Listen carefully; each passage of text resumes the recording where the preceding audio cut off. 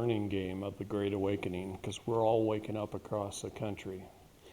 This is a biblical thing. Nobody made it up, at least not on this earth anyway. But we know exactly what's going to go on, approximate time frames of what's going to happen. And right now we're in an exciting time to be alive. That's one way of looking at it. This is a war between good and evil. It's also a war between we the people and the Bar Association. The Bar Association is a cause of the vast majority of problems we have in America and the world. They own and control everything. I got a good friend. He's fairly young. His name is Justin. And Justin sailed through high school. He has the ability to read and retain every word, every page number. Look it up later, know where it is, what book it came out of, who wrote it. Just blows my mind, his level of competency. 2 years of law school, and he got a doctorate after high school. Probably one of the youngest attorneys I've ever seen. Passed the bar on his first try with an 800 score. Nobody does that. And he went to work for one of the largest law firms in Seattle. And at his celebration party, they rented the Space Needle for a celebration party for the night. So the entire law firm had it. They had dinner, and then Justin's standing there, and he's looking out the windows at the city lights of Seattle. And the main partner of the law firm walked up and put his arm around Justin, and he said, "What do you see out there? Who do you think controls all of that? We've got some of the largest companies in the world. We've got Microsoft and Amazon and Boeing right here in Seattle. Who do you think controls those? Who do you think controls the little mom and pop stores down there on the pier in downtown? Who do you think controls the state of Washington's government and all the little municipalities and the county governments? Who do you think controls all that?" And Justin proceeded to say, "Well, we the people elect our representatives, and they control government, and the CEOs make the decisions for the corporations." And the leading law partner let out a big old belly laugh, and he says, "No, not one CEO, not one legislator makes a decision. Not one invoice, not one piece of sales literature, not one contract is written by any of them. They're written by us. They don't make a decision without running it past their legal department. We, the Bar Association, makes the decisions that run the world." And Justin looked him in the eye, shook his hand, and said, "I quit." And now he's helping the people with the law. He tore his bar card up and he walked out and he threw it away. Okay? I'm really proud of him. Over the years, I've probably got 20 or 30 attorneys to tear up their bar cards. And I've got judges that help us, because they understand, once I've taught them the basics, that they didn't know what the law was. They didn't know its origin. They didn't know what it came from. If I was to ask you, where did the law come from? What's its origin? How did we arrive at this thing called law, where a small group of men could put something down on paper and try and hold me, a man, accountable? Could you answer that question? You watched my video, okay?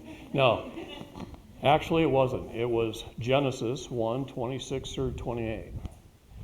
God gave me, man, dominion over the land, the air, and the water. And this is law. The land became common law, common to all mankind. It's property, it's equity, it's rights. It's our rights. They're unalienable. What does unalienable mean? They cannot place a lien upon our rights. That's what it means. Those rights are unalienable. It has to do with things of property nature, patents and grants and securities, gold and silver, commodities, things we own, right? Things we own. That's what common law is. It deals with properties and it deals with our rights. The air, which is the highest form of law, the air is above the land, which is above the water. The air is ecclesiastical or canon law, which is trust law. All things held in trust, held in the benefit of another, are heirs. It's trust law. That's all it is. In Genesis 1:26 through Genesis 2:25 is a trust indenture. Why did God start that off right in the very beginning of the Bible? He put the world under trust to mankind. We're the trustees. He's the executor.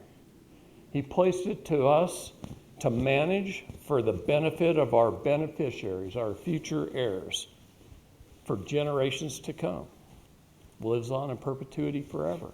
And what is the definition of forever? Until the end of the earth. Forever is till the end of the earth. Then we're in eternity. Okay? So it lives on in perpetuity forever. The jurisdiction of the water is admiralty law. It is commerce. It's contract law. Things held in contract with another. Now, there's some interesting elements to a true contract that the Bar Association doesn't want to teach you. The Bar Association teach you there's got to be an agreement, consideration, and both people have to sign, and you've got a contract. Well, that's not true. There's 8 elements of a contract, okay? But one of the most important of those elements is a contract has to be between like kind. Can a man write a contract with a man? Yes. And when I use the word man today, that means mankind. Not being gender specific, it's mankind. It's our species. Okay, so a man can have a contract with a man, but a corporation has to have a contract with a corporation. Can a man have a contract with a corporation? No. Can't. It's like kind versus like kind. Why did they put things in corporations? Anybody know? Why did they start doing that? When or liability? To limit the liability just to that corporation so that the people who are in the corporation cannot be sued over the assets of the corporation. You're exactly right. It's to limit liability. So if a man has integrity, purpose, knows all 8 elements of a contract and writes a proper contract where there's a meeting of the minds, there's full and honest disclosure of the terms and conditions of the contract, there's equal consideration where one person gives something up and one receives, and the other gives something up and the other receives. It has to be a two-way street. If that's true, why do they have to form corporations? No, I'm serious. The reason is because of lack of integrity. If we had integrity, we'd never need a corporation. If we were honest, we'd never need a corporation. Corporations exist so that people can be taken advantage of. Yeah, because they have no integrity. So that's a pretty sad thing. And one of the main things we got to learn is the United States of America is not the same thing as the United States. It's not the same thing as USA Inc. Salt Lake County is not the same thing as the County of Salt Lake. Salt Lake City is not the same thing as Salt Lake City Incorporated. Okay? You are not the same thing as your all caps name. So my name, David Lester Straight, spelled in all capital letters, is not the same as David Lester Straight in upper and lower case. What happened is a vessel was created. A vessel. And the law clearly talks about vessels over and over and over again. Why am I talking so much about law? It's because kindergarten through 12th grade, how many law classes did you have? Why? That's right. The moment you turned 15 years old and got a permit to operate a motor vehicle that you didn't even need, you've been dealing with the law. And yet, you never had any classes. They teach you algebra. How much algebra have you used since you got out of high school? No, most people haven't. Okay? So they teach us things we don't necessarily need and leave out the things that we do. I thought it was a government-funded, government-controlled curriculum, government school system. At some point in time, somebody's got to take responsibility for our education. Who's that going to be? I don't think it should be. It should be our parents. You know, it really should. Our parents are responsible. That's one of the reasons I feel so lucky. I had great parents, and they taught me to question authority. Now, my school that I went to told me not to question authority. So in my early days, my parents went in one ear and out the other, and the school sunk in, and I obeyed authority in the early days. Okay? And that always gets you into trouble. So, what city are we in? Riverton? So if the city of Riverton police drove in right now, who are they? Do you know? Statute and code enforcers. Well, that's right. It says policy on the side of their car. Police is policy. They're policy enforcement agents. Doesn't say law enforcement. It's policy. Supreme Court of the United States says rules, codes, statutes, and ordinances are not law. They're not law. They're corporate bylaws. They're for employees of the corporation to follow. So, are you an employee of the corporation of the city of Riverton? Shh. Not for this discussion. Okay. You're not. But you are, because you consented.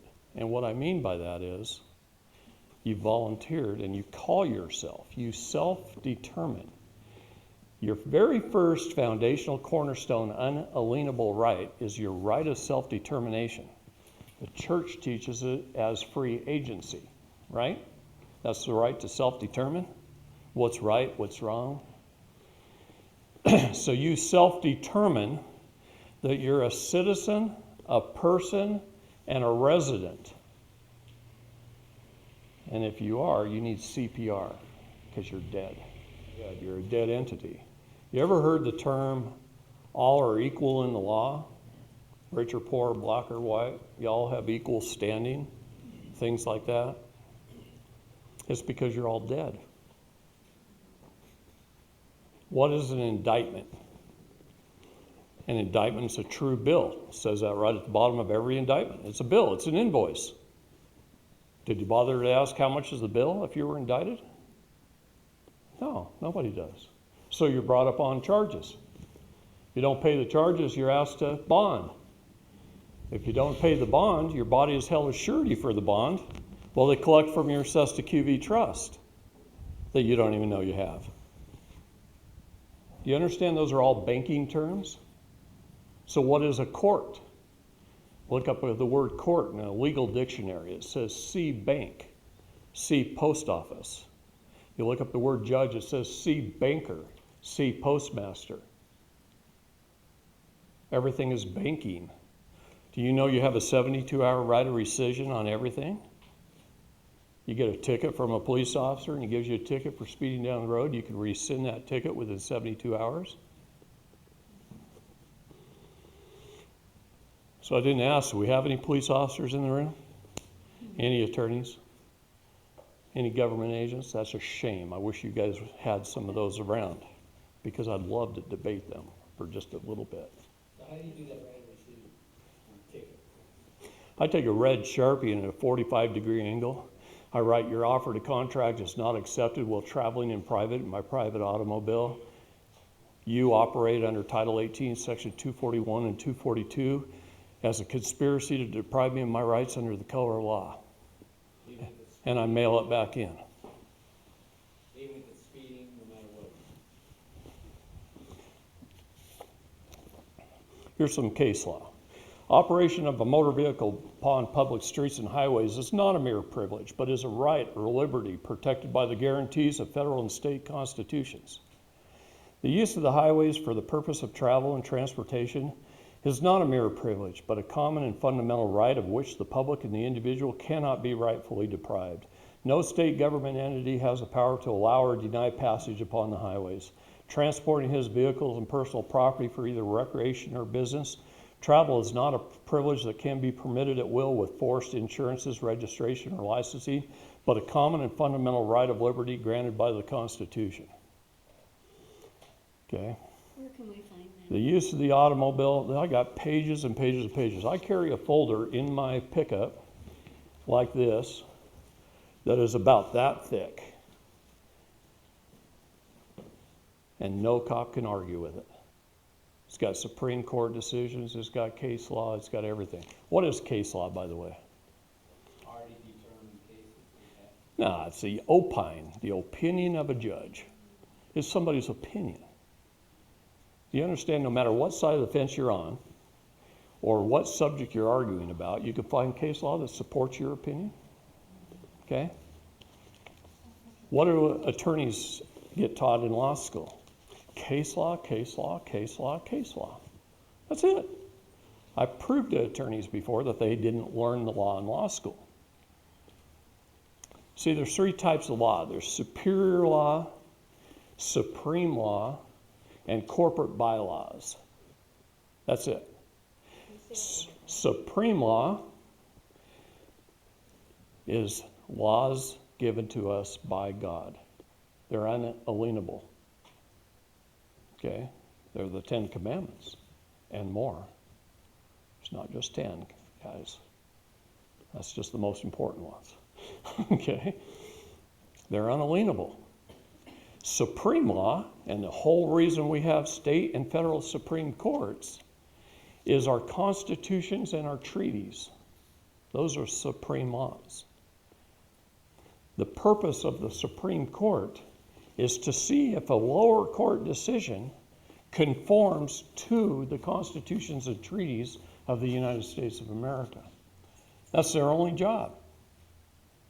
When the Supreme Court hears a case, and by the way, you got a 5% chance of getting a case before the Supreme Court. 5%, that's it. Out of all the ones that are submitted, only 5% get heard. But their only job is to see if the decisions of the lower courts conform to our constitutions and treaties. Do you know that's we the people's job? It's not up to them. We're supposed to nullify them.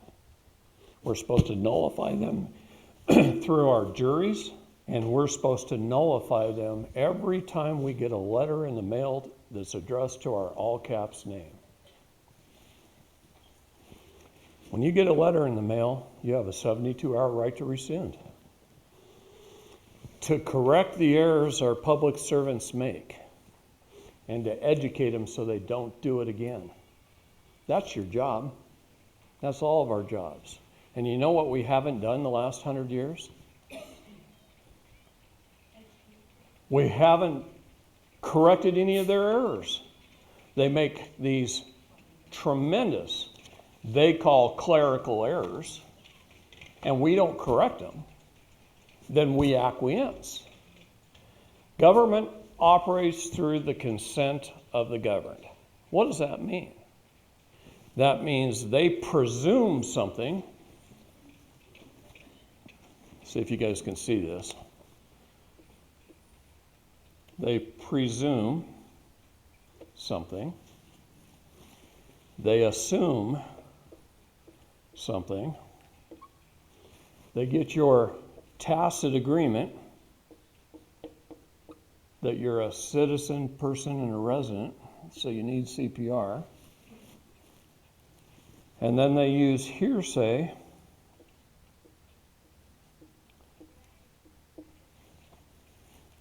to convict you, put you in jail, charge you a fine or a fee or a tax or whatever it may be. They say it's to tax the poor, which might not otherwise be taxed. So they lead you down a path. They railroad you. What is the legal definition of the term railroad? To lead someone down a narrow path or rail to a predetermined outcome or conclusion. Predetermined. How do I know it's predetermined? I'll tell you my best confirmation of it. About 5 years ago, in the 9th District Federal Courthouse in front of Judge Mosman, the lead judge of the 9th District, which was known as the most liberal district of our federal courts, I brought a case. And the case I brought was basically, there was a grandmother who was found guilty before I met her by a jury. She was tried and found guilty of 4 felony counts of fraud.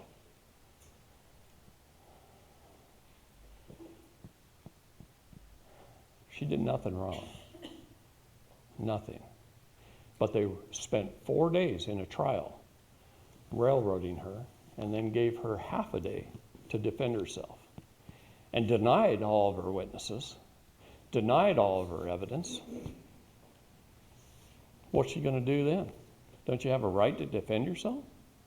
Don't you have a right to face your accusers? They didn't care. They basically told her she had no rights. She couldn't bring the Constitution up in the courtroom. They did the same thing to Shauna Cox and Ryan Bundy, the Bundys. They said, don't bring that Bible into the courtroom. Don't bring that Constitution into the courtroom.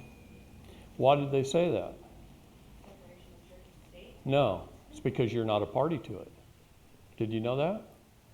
Did you know that you guys aren't a party to the Bible and you're not a party to the Constitution? What does that mean? Ah, I'm about to tell you. Give me just a moment.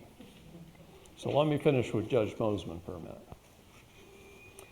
What I proved with Judge Mosman is that there's 2 governments. That there's a de jure government of we the people, where we the people lay down the law and a government steps outside of their scope and authority of the law in which we the people lay down, then they're committing felonies. They're committing emoluments violation. Okay? That's Article 1, Section 6, Clause 8 of the Constitution, an emolument violation. What is an emolument? Anybody know? It's where we pay them to do something that we lay down, that we tell them what to do, and they act outside of that scope and authority, and they collect a fee from us. It's not part of their job description. It's not part of the law in which we lay down, and they act outside of that. Therefore, they commit emolument violations. They're stealing from us, from the public, that they're getting paid by to do something we didn't tell them to do. or didn't give them authority to do. That's what an emolument violation is. I also proved that judges and prosecutors get a net retention or a commission for finding someone guilty. A commission.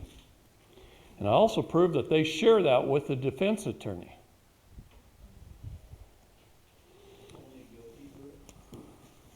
For a guilty verdict. Now, what is a guilty verdict? What is a guilty verdict? What do they do when they arraign you? They want you to plead guilty or not guilty. Really? Did you know those are both commercial terms? Guilty and not guilty is both commercial terms. Did you know that on property, on land, industrial, commercial, and residential are all commercial terms? Who owns a house? No, you don't. You don't own your house. The state owns your house. They can do anything they want with it. You know why?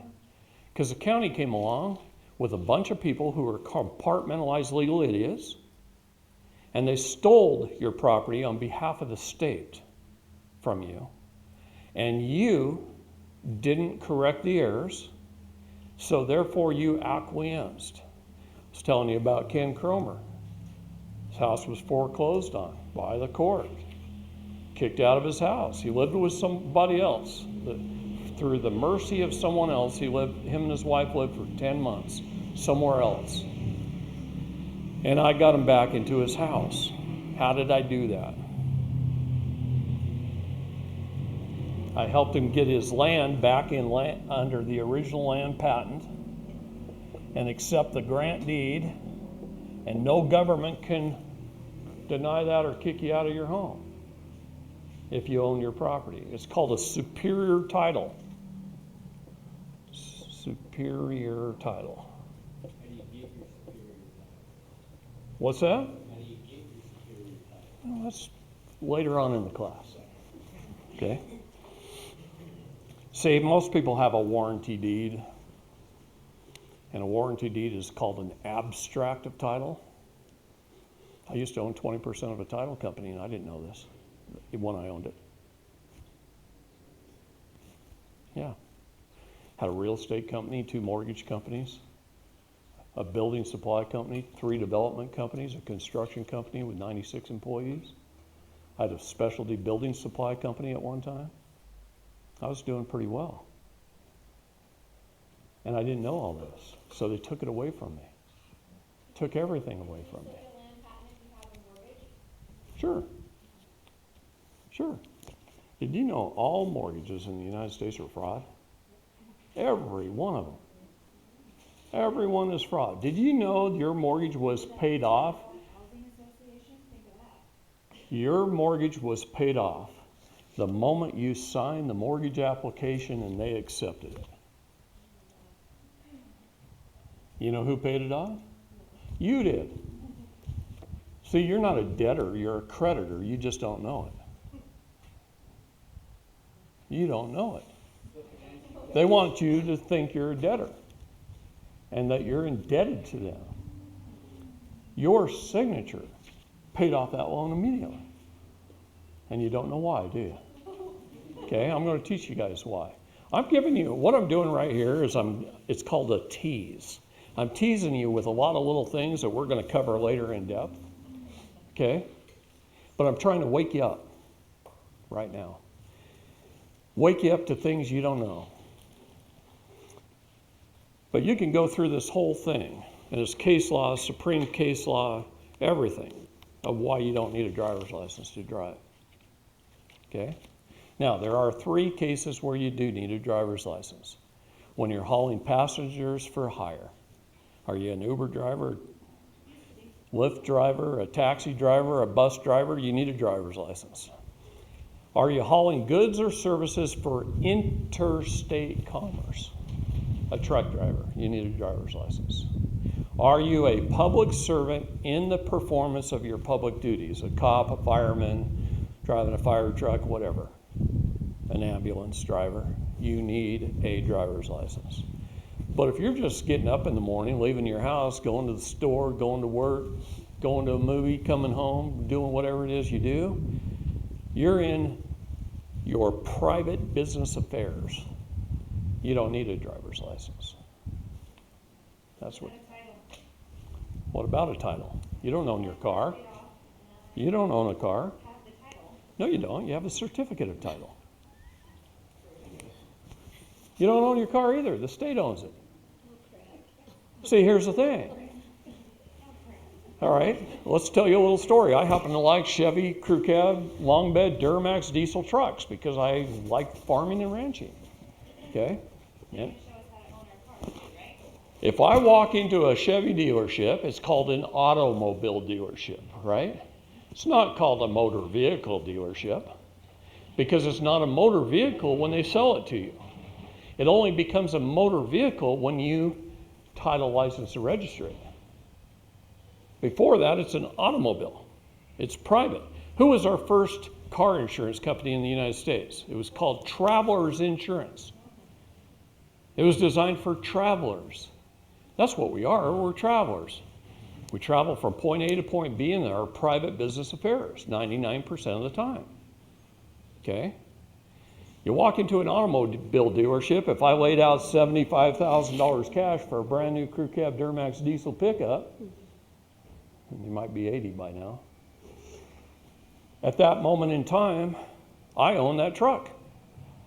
But the minute the salesman looks at me and says, I need another $250 for title, license, and registration, please, and I give him another $250 instead of that stack of $75,000, that's the moment I gifted that pickup to the state.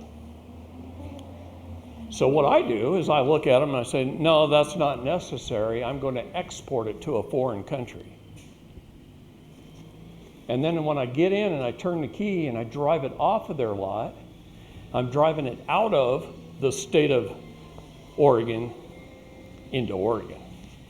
I just exported it into a foreign nation.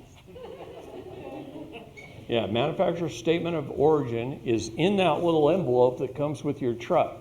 When you pay the $250, he removes that. He fills it out. He sends it to the state. He sent the state the title. And you get a certificate. A certificate means there's a title out there somewhere, but you don't have it. You don't have it. You don't own these cars. How does that work if you get pulled over? If you own your car, they can't do anything to you. Yeah, but you don't have a license plate. Wait, by the time we're into this 3-day thing, you're going to be blown away. I'm telling you. Okay? See, the reason I talk so much about driving and automobiles is because that's usually the first place any one of us gets into trouble in our life. We get a ticket or something else. But it's usually associated with driving or operating a motor vehicle by a person, a citizen, or a resident. So what is the legal definition of the word citizen? City is municipal. Zen is servant. A municipal servant. Isn't that what our public servants are? We're calling ourselves the same thing we're calling our public servants. We registered with the Department of Human Resources, with the HR department of the state of, by the way, where's the state of Utah located? Washington, D.C. 44 Northwest Congress Avenue, Washington, D.C. Okay? It's not even in Utah. Utah is a foreign nation to the state of Utah. What about the city of Riverton? That's a subsidiary of the county of Salt Lake County, which is a subsidiary to the state of Utah. They're all private for-profit entities. Bill Clinton revealed that to everybody. He sold off all of government. Everything is a private for-profit entity. Everything that wasn't already previously sold off, which was most of it to begin with. He sold off what was left. A private for-profit entity. It has a Dun & Bradstreet number. Anybody know what Dun & Bradstreet is? It's a credit reporting agency for corporations, right? So if they've got a Dun & Bradstreet number, that means they're a corporation, right? What does the Supreme Court say? It says since governments have chosen to incorporate, they must follow the same rules as any other corporation. Well, wait a minute. Can a guy wearing a Walmart shirt, little blue shirt, come into your house, kick your door down, and steal your kids? What would you do? Well, wait a minute. City of Riverton Police is a private for-profit entity, a corporation with the Dun & Bradstreet number. They're no different than Walmart. They operate through the consent of the governed. They have to get your tacit agreement that you're a citizen or person or resident. What is the legal definition of the word person? An entity or a vessel? An entity or a vessel. What is the legal definition of the word resident? Someone there temporarily to do business. What's your zip code, Jody? 84065. By writing that on the letter to your grandmother, by writing your zip code on the letter to your grandmother, you just told the United States Postal Service, and what are our courts? Post offices. See, I already teased you with that, right? They're banks and post offices. So, by writing this on the letter to your grandmother, you just told the Postal Service, our court system, that you'll inhabit, that you live in Washington, D.C., and that you just reside in Riverton temporarily to do business. So there's 337 million people in the United States who live in Washington, D.C., and about 40,000 state nationals who live in the rest of the states. But you guys just move in temporarily to do business all around us. How do you feel about that? Huh? Yeah, it's the truth. But you write a letter, I still put brackets around the zip code, Why do you put brackets around the zip code? put it back where it belongs. No, to remove it from the contract. It's called the boxing rule. Brackets would be the equivalent of the. Four corners. The four corners rule, the boxing rule. Brackets have four corners. 5 years ago, I was made an ambassador for the Voice of Youth program. Voice of Youth was a part of the World Benefit Church. The World Benefit Church was put into place for one reason and one reason only. Not to have a congregation and preach the gospel, but to educate world leaders on God's laws, on what's right and what's wrong. It's the only reason they were put into place. The Voice of Youth program was put into place to be the voice of people who couldn't speak for themselves, our minors. What is the legal definition of the word minor? It's someone under the age of 18, right? We all know that part of it. Or, this part we don't know, someone of any age who hasn't claimed their minor estate. Have you claimed your minor estate? You're a minor. Have you? Have you? Did you even know you had a minor estate? What if I told you you were worth millions of dollars and you didn't even know it? And what if I could prove it to you? And that you have a trust fund, and you're all trust fund babies. And that trust fund is worth hundreds of millions of dollars. And so when you signed that mortgage, they borrowed out of your trust fund and paid it off. And then you just keep paying it back. And paying it back. And paying it back. Why is that? 5 years ago, as ambassador of Voice of Youth, I gave a speech at The Hague. And I told our world leaders the story of a mother. And the story of a mother, I was told afterwards from just about everybody that this is the most important story that should be told to every man, woman, and child on earth, but that they don't want me to tell it.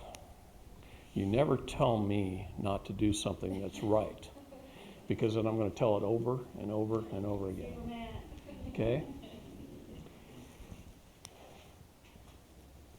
A mother, 9 months pregnant, pay close attention to this, guys. I'm telling you, it's important for your life, your children's lives, your grandchildren's lives, for generations to come.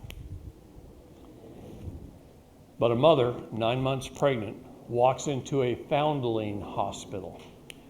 What is the legal definition of the word foundling? It's a safe place to abandon a child.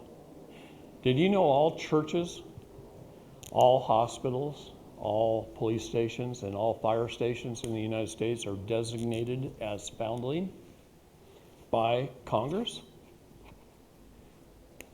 You can take a baby and put it in a basket and walk into any of those 4 locations and set that basket down on the floor and smile and wave and walk out without any consequences to yourself whatsoever. Can you even imagine that? That you can abandon a child? But they designated those places as foundling hospitals. Did they tell you? On a brass plaque somewhere in an obscure location inside the hospital, probably under a stairwell, it says this hospital is a foundling hospital. Foundling hospital. So a mother, 9 months pregnant, walks into a foundling hospital. She goes through a major medical procedure called childbirth, where she's in pain and under duress. She's probably under the influence of painkillers of some type. You got to be pretty tough to give birth. I wouldn't want to do it. Anyway, she has that beautiful baby, and all she's thinking about is getting home with it and leave it. But see, the baby in history, throughout history, came out of the water, was tugged through the birth canal, was docked at the dock by the dock tender, where a bill of lading was filled out and received on the cargo, where its soul was taken, its soul plates, the footprints of the baby. The placenta was taken. Okay? They took the baby's soul, and they sent it out with a tug, and is presumed dead and lost at sea until it should return and claim its minor estate. No physician delivers a baby. Only a doctor does. Doctor is dock tender. The baby is a vessel, a ship. That's where the all caps name comes in. If you look at the names of ships, they're in all capital letters. Okay?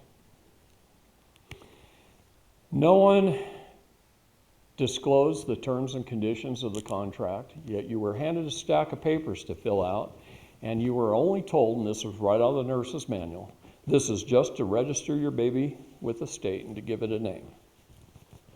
And you fill out the paperwork, and you name your baby, and you sign as an informant. What is the legal definition of the word informant? Someone who gives someone else up to another, thereby giving the title and equity of your child to the state. This creates a doctrine called parens patriae. Guess I should write that.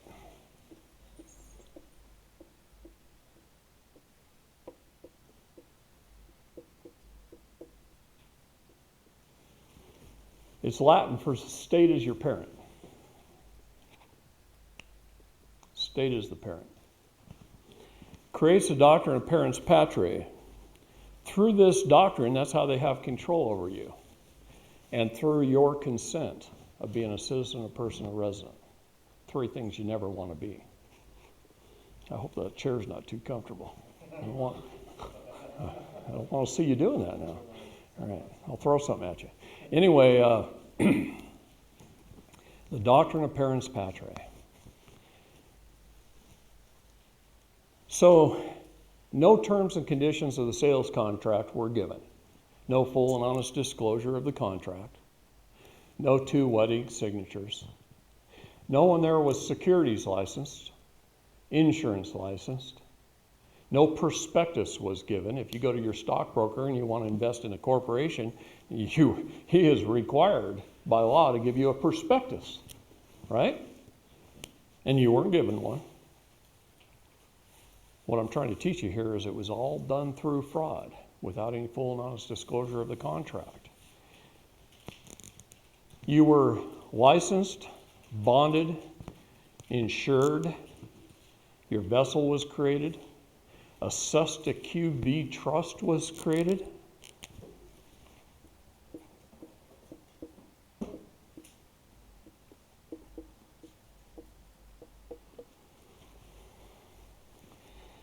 A Cesta QV trust is an individual trust underneath the umbrella of the public charitable trust. So the Public Charitable Trust Act of 1882 created the Public Charitable Trust. The Cesta QV Trust Act created the Cesta QV Trust, each individual trust that you all have through your birth certificate and registration. On your birth certificate, there's a bank name. It's on bond paper. There's a CUSIP number, C-U-S-I-P number. What is a CUSIP number? It's an investment control number that's regulated by the Securities and Exchange Commission.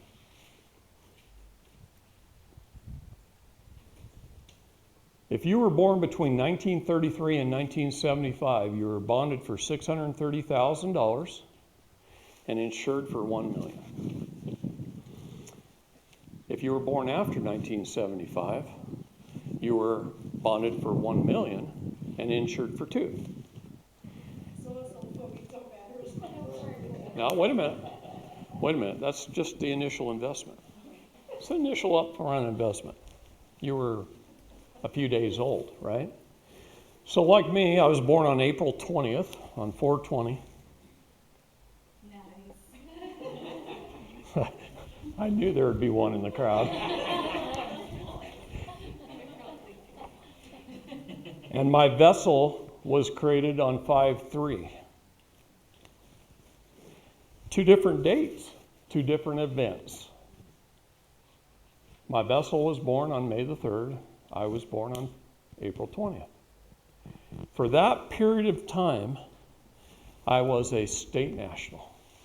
In fact, I was a Californian. I was born in California. And I was a state national. I was a free, independent, one of we the people for that long. And then I got registered, and I became a citizen, a person, and a resident. And I lost all my diplomatic immunity. I lost it all. I became a servant, a slave. See, the 13th Amendment of the Constitution freed the black slaves, and the 14th Amendment of the Constitution made all of us slaves. See, there's a maximum law that says that in which one creates, one controls. God created me, and he controlled me. And then unknowingly, while under duress, without any full and honest disclosure of the terms and conditions of the contract, with no one even licensed to explain it available, my mother warded me to the state in a birth ward. I became a ward of the state. Why do you think a birthing ward is called a ward? I became a ward of the state, a ward of the court, under the doctrine of parens patriae. I became a slave, and I didn't even know it. I grew up thinking I was free. I fought for this country. I thought I was free. I got shot. I thought I was doing it for the right reasons, so I was free. Now I teach veterans how to get rid of PTSD, and I can do it in 20 minutes. I know guys that have been going to psychologists for years and taking drugs for years trying to get rid of their PTSD, and it destroys their wives and their families and themselves. And I can solve it in 20 minutes. Yes, please. How? I explain a little something that's off track. So would you do me a favor? Remind me to tell you, okay? It's very important. All right. What happens? What happens at our birth with the SESTA QV? First of all, we have a PCT, Public Charitable Trust, an umbrella. There's 337 million little CQVs, SESTA QV trusts, one for each of us, right? In this country. Say that one more time. CQV. Yeah, every individual in the United States and in most countries of the world have a SESTA QV trust. And we have this CQV. And here's what happens, and this is incredibly important. You all know basic accounting? What is that?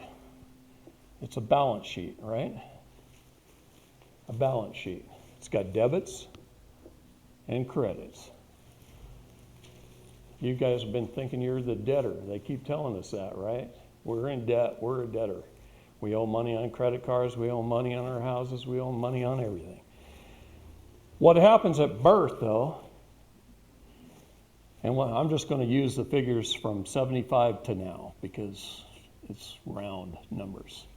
We were bonded for $1 million. What does that mean?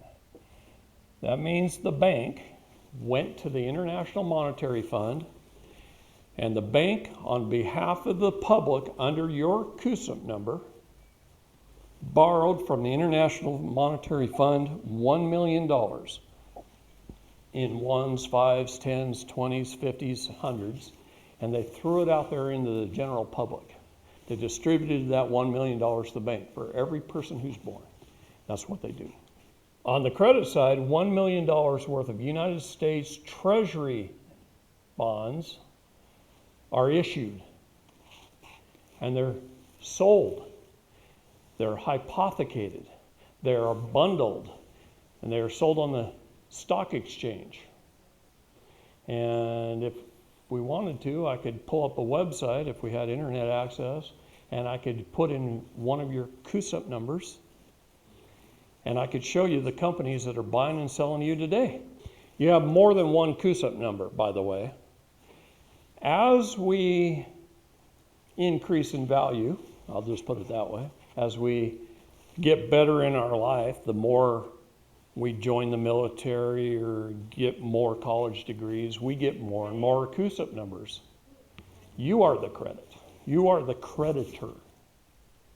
They're making you believe you're also the debtor. And you are. You're both. This is your vessel. This is you. Okay? This is your labor. This is your worth. I got 5 college degrees. Every time I got an advanced degree in college, I got a new CUSIP number. So in the military, I got a new CUSIP number. All these CUSIP numbers are attached to my main birth number. Okay? Is this in a bad spot? Anyway, let's stop here. It's a balance sheet, right? It's balanced. It's got $1 million on one side, $1 million on the other. This gets invested. It keeps growing and growing and growing. And let's just say it grows to $100 million. And by the way, that figure's low. I'm giving them the benefit of the doubt. I've seen individuals worth $35 billion or more that didn't know they had a dime. Okay? It keeps growing and growing and growing. Our first 18 years of life, we're not spending anything. So nothing is going over here, our first 18 years. That's growing and growing and growing for 18 years, and it's being hypothecated and traded. And they've done a good job of managing it. They really have. First 18 years, it's growing and growing and growing. You're not spending anything. You're not adding anything to the debit side. Then you go get a job, and you get married, and you go out and you buy a house. I'm just going to use numbers. And the numbers themselves don't matter. It's the concept, okay? You buy a car or two. You buy some utilities or two over your lifetime, some medical bills, some food, whatever. They keep track of it all through your tax returns, your credit card, your bank statements, banking is all tied into the IMF, the Federal Reserve. We got a big buildings of bean counters called the Department of Fiscal Services, and those accountants just keep track of everything. Everybody's life. And this all starts to add up on the debit side. And this just keeps growing and growing and growing on the investment side. At some point in time, you die, and it goes through probate. They take some of this, and let's just say over your lifetime you've spent, I'm going to round it off to $10 million. So they subtract $10 million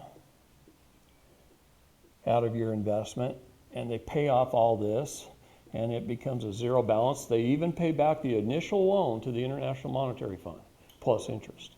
That was a loan from a foreign entity, by the way, to the Public Charitable Trust. And they pay it back. The balance is zero. Now this has, let's just say for this discussion, has $90 million left in it. What happens to it? The Sesta QV Trust lives on in perpetuity forever. So it keeps going. Everyone who has ever died since 1933 is currently funding government. This money gets reinvested. They can't take this, but the balance must stay the same forever. But if it keeps earning, they just sweep it off the top, and it funds government. It's called off-book funds. In the states, it's GSA, and in the federal government, it's CQV. And it continues to fund government. Why do you think they don't care if they spend $3 trillion on foreign entities? Because it's not their money. It came out of your trusts. It's not part of taxes. In fact, if you took the entire federal budget, how much is derived from taxes and tariffs?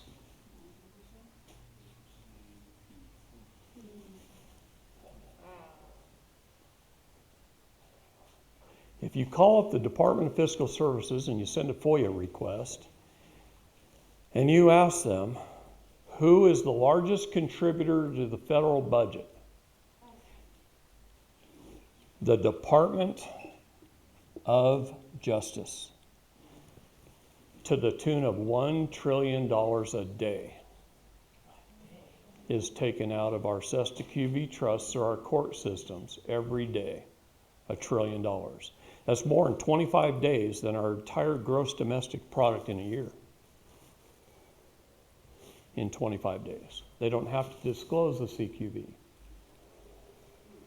See, I had to prove this in federal court to get to talk about it. So, a big portion of this comes out of this before we die. Every time you have a court case, the case is a CUSIP number, the case number. The court clerk is the banker. Mary, at the 9th District of Federal Court, I showed how upon indictment, now when someone gets indicted, are they found guilty? No. No, they're not found guilty. They haven't even been tried. But upon indictment,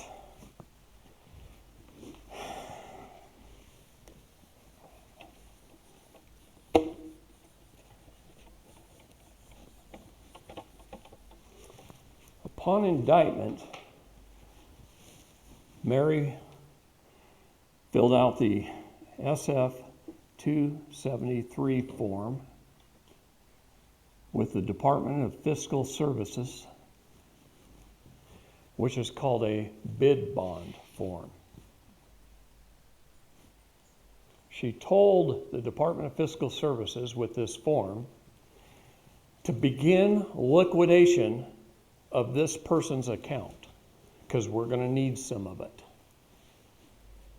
You got to remember, they're in U.S. Treasury bonds. They're not liquid capital. They have to be sold off. That takes a little bit of time, right? So she filled out that form in this particular case in October.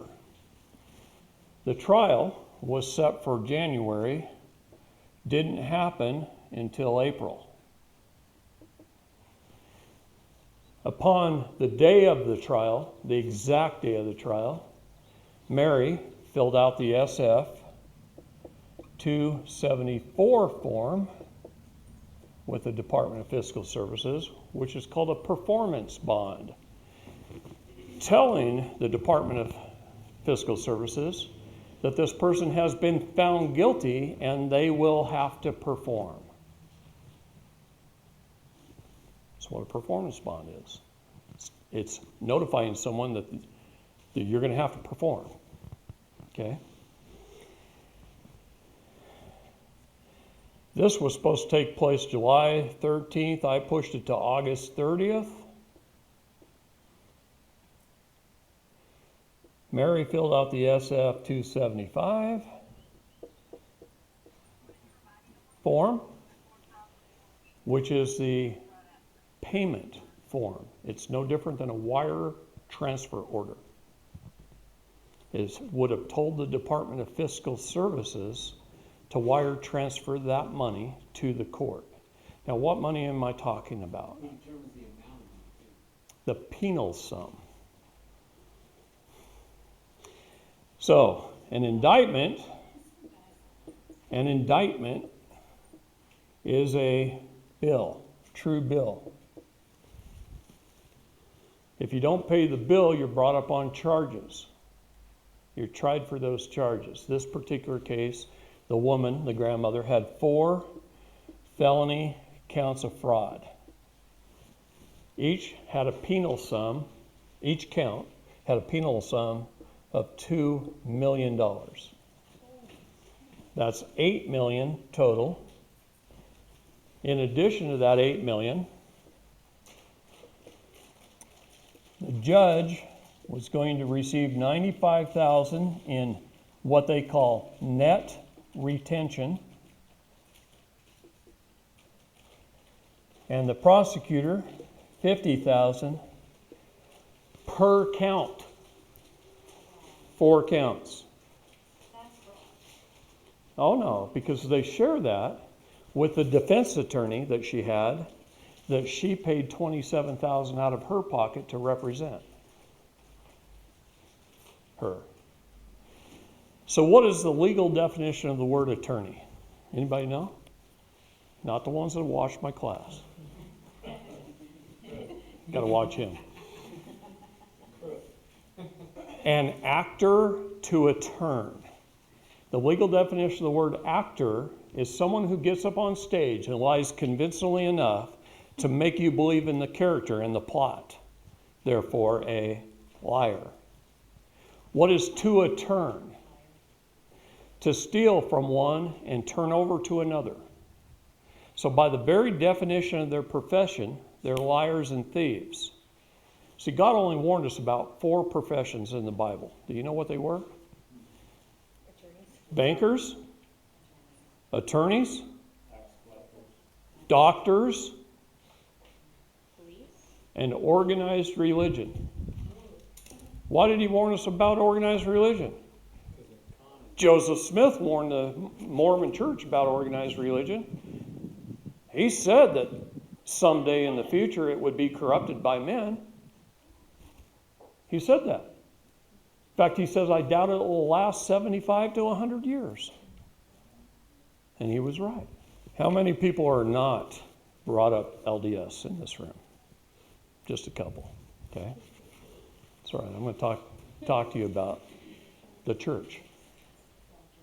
I grew up LDS. In fact, my mother was born in Lehi in a 1-room log cabin with a dirt floor on the Indian reservation while her dad taught English to the Indians here in 1917.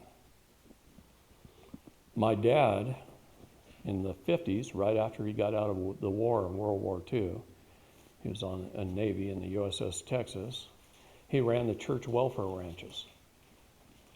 He was head of all the church welfare ranches. My family has a long history here. The Bennetts were the contractors for Brigham Young.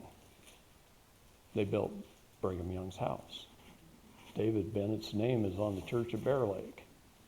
That's my grandfather on my mom's side. My grandmother was born somewhere in Nebraska along the Platte River in the back of a wagon on their way here. Okay. So I printed off D&C 98. What is the Doctrine and Covenants?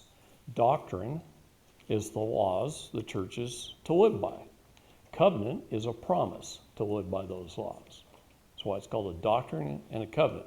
They promise to live by these laws. 98. Just going to read a little bit, and my eyes are bad, so, and the writing is small. I'm going to start with verse 3. Therefore he giveth this promise unto you with an immutable covenant, that it shall be fulfilled, and all things wherewith you have been afflicted shall work together for your good, and to my name's glory, saith the Lord. And now verily I say unto you concerning the laws of the land, it is my will that my people should observe to do all things whatsoever I command them, that the law of the land, which is constitutional, supporting the principles of freedom in maintaining rights and privileges, belongs to all mankind and is justifiable before me. And then it moves on. Therefore, I, the Lord, justify you and your brethren of my church in befriending that law, which is the constitutional law of the land. He says, make it your friend. The constitutions. That's our supreme law. And as pertaining to the law of man, whatsoever is more or less than this cometh of evil. I, the Lord God, made you free, therefore ye are free indeed, and the law also maketh you free. Nevertheless, when the wicked rule, the people mourn. Wherefore, honest men and wise men should be sought for diligently, and good men and wise men ye should observe to uphold. Otherwise, whatsoever is less than this cometh of evil. Rules, codes, statutes, and ordinances are not law. What is the legal definition of the word legal? This is going to just kick your butts when I tell you what the definition of the word legal is. It is the undoing of God's law. What is legal is not lawful. And what is lawful is not legal.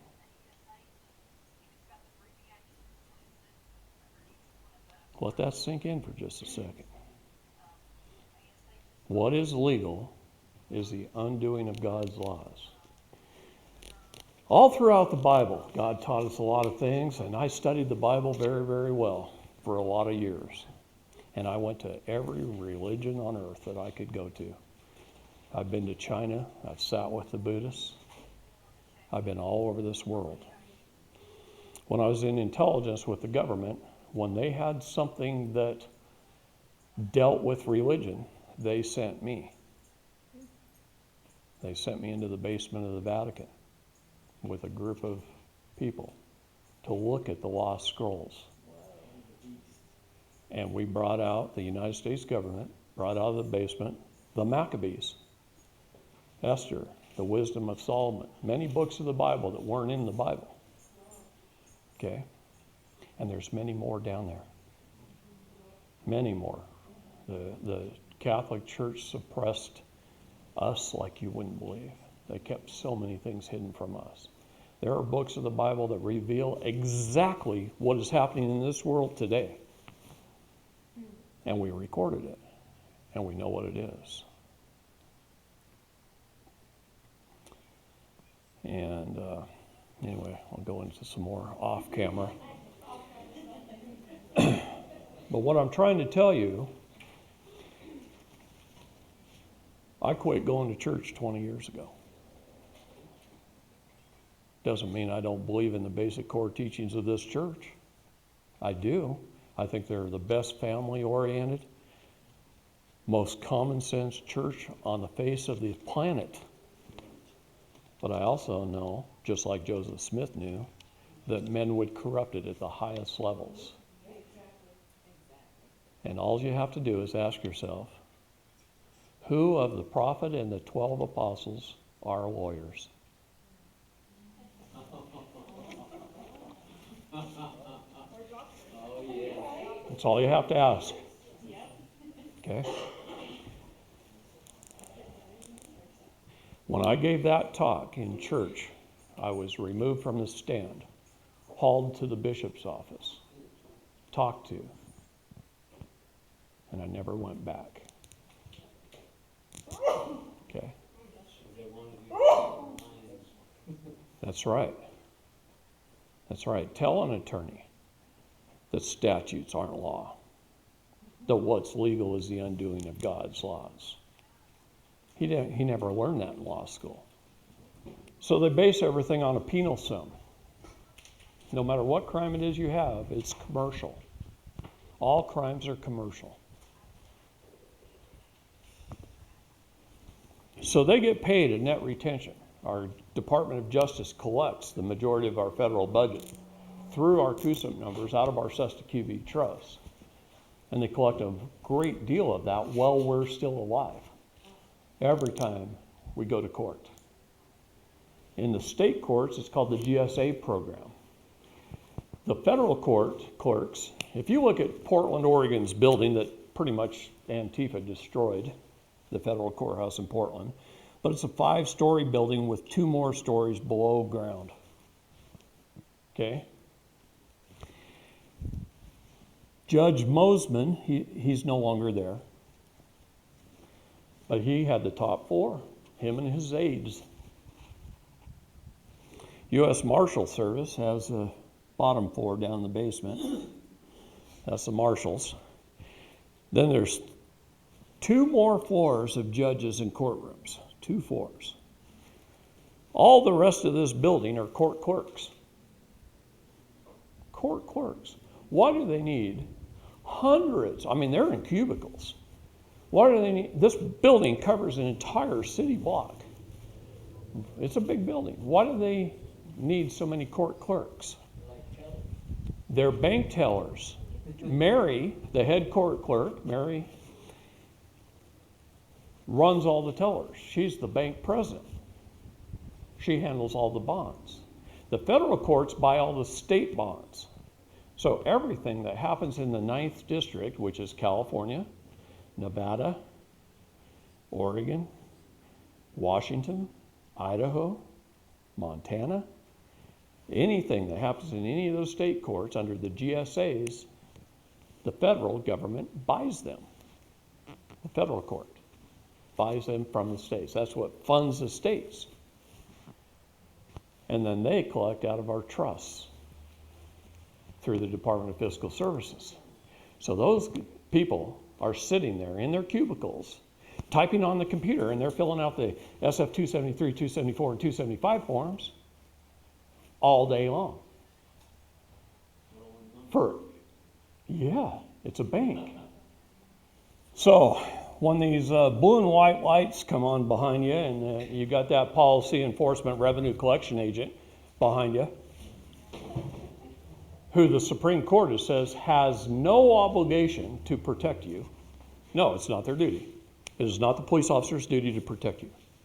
Their job title is a policy revenue collection agent. They're to help fund the counties and the cities and the state.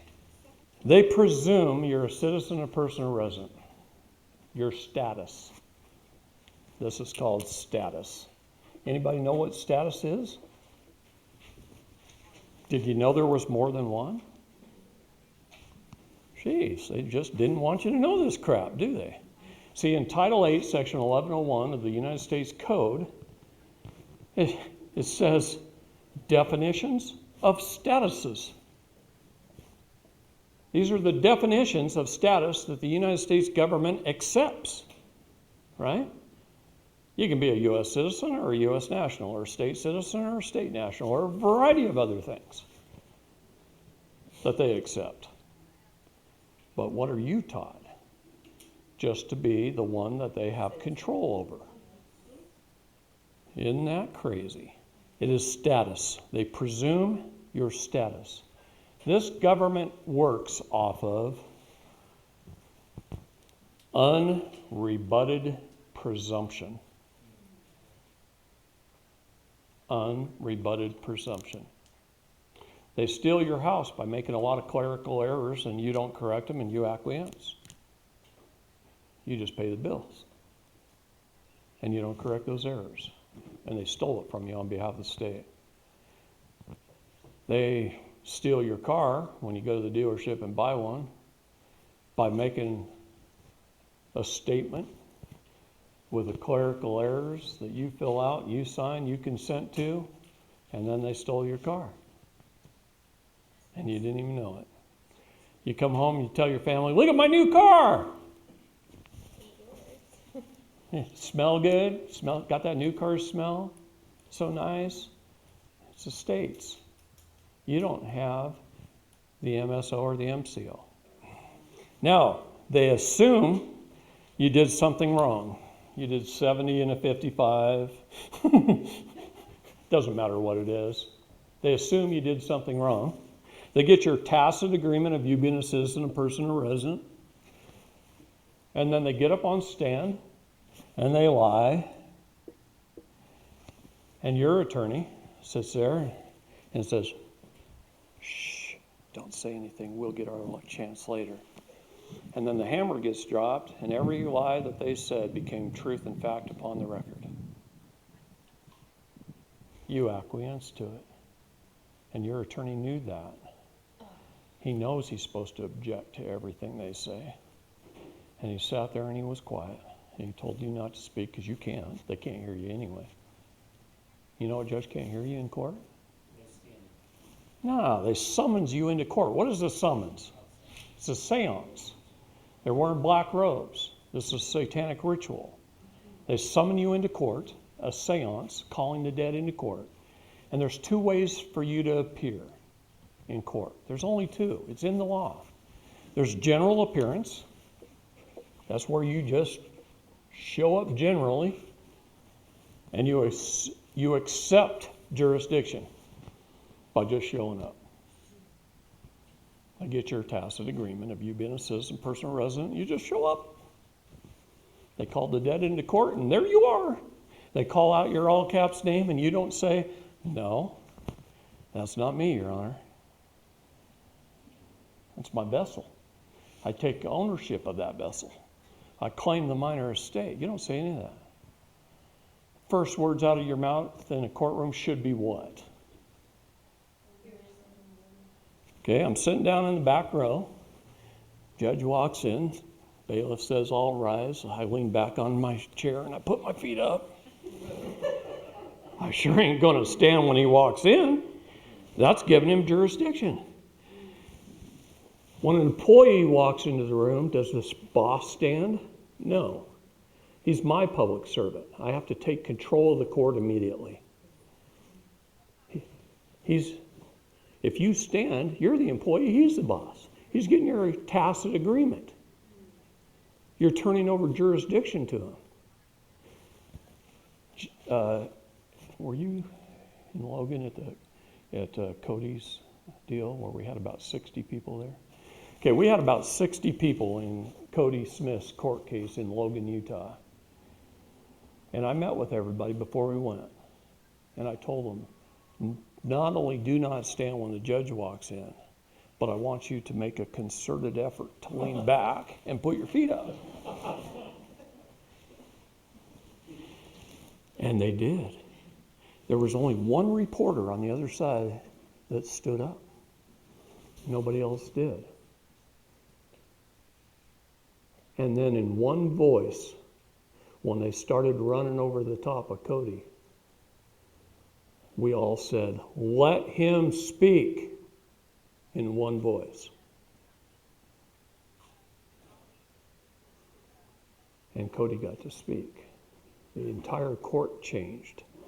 What I tell people is, rally the troops, get them in there on your behalf. if you can get at least 25 people in the audience doing what I'm just telling you to do, when you stand up there, say, I'm here by special divine appearance, Your Honor, to call for a constitutional court of record, and I brought a grand jury with me. Of my peers.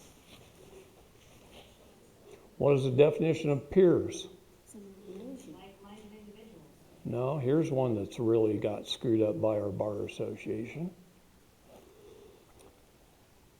When you call for a jury trial or a trial by jury, what's the difference? Do you guys know?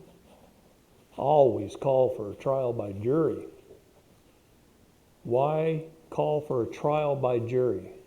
The trial by jury would not be appropriate. Yeah, but the trial by jury, the jury decides your fate.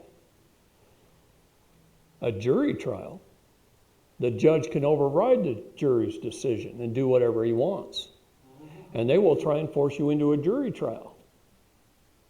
They will. That's the definition of twist. Now, here's a definition twist on the word peers. The definition of the word peers is someone from your own neighborhood who knows your character and your situation in life. For only then can you truly judge a man. What do they get? They question the jury because they don't want anybody that even knows you. They want people from other counties, other areas of the state. They want to rig the trial to railroad you. To railroad is to lead somebody down a narrow path or rail to a predetermined outlook or conclusion, and that's the path. Is that making any sense yet? Oh, the fraud in which we perceive, right? It's ridiculous. And when you stand up from that back row, when they call your name, and the very first words out of your mouth when you stand up and you take your first step is, I'm here by special divine appearance, Judge, to settle this matter, to call for a constitutional court of record, to ask for a summary judgment upon the truth and facts placed upon this record by my documents. And I stand firmly upon my rights. Can I get that summary judgment, Your Honor? This thing is over with. Because they can't give you that. They have to do a summary judgment. The rule of three. Rule of three applies in all things. Celestial, terrestrial, and telestial, right? There's a rule of three. You have to ask them 3 times. And if they have an important question, they're supposed to ask you 3 times. And if not, you can say, what did you say again? See. How does a judge derive their authority? Since you brought it up.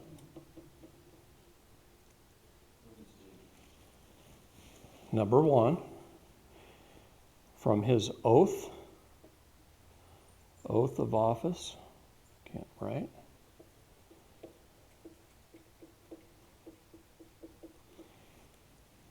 and any other requirements by the state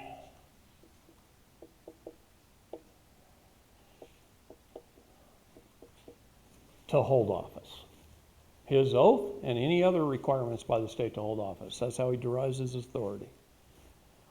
Second, he derives his authority by statute.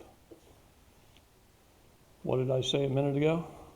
It's the worst looking E I've ever seen in my life. Statutes are laws. The rules, codes, statutes, and ordinances are not law. Third, he derives his authority through parens patriae.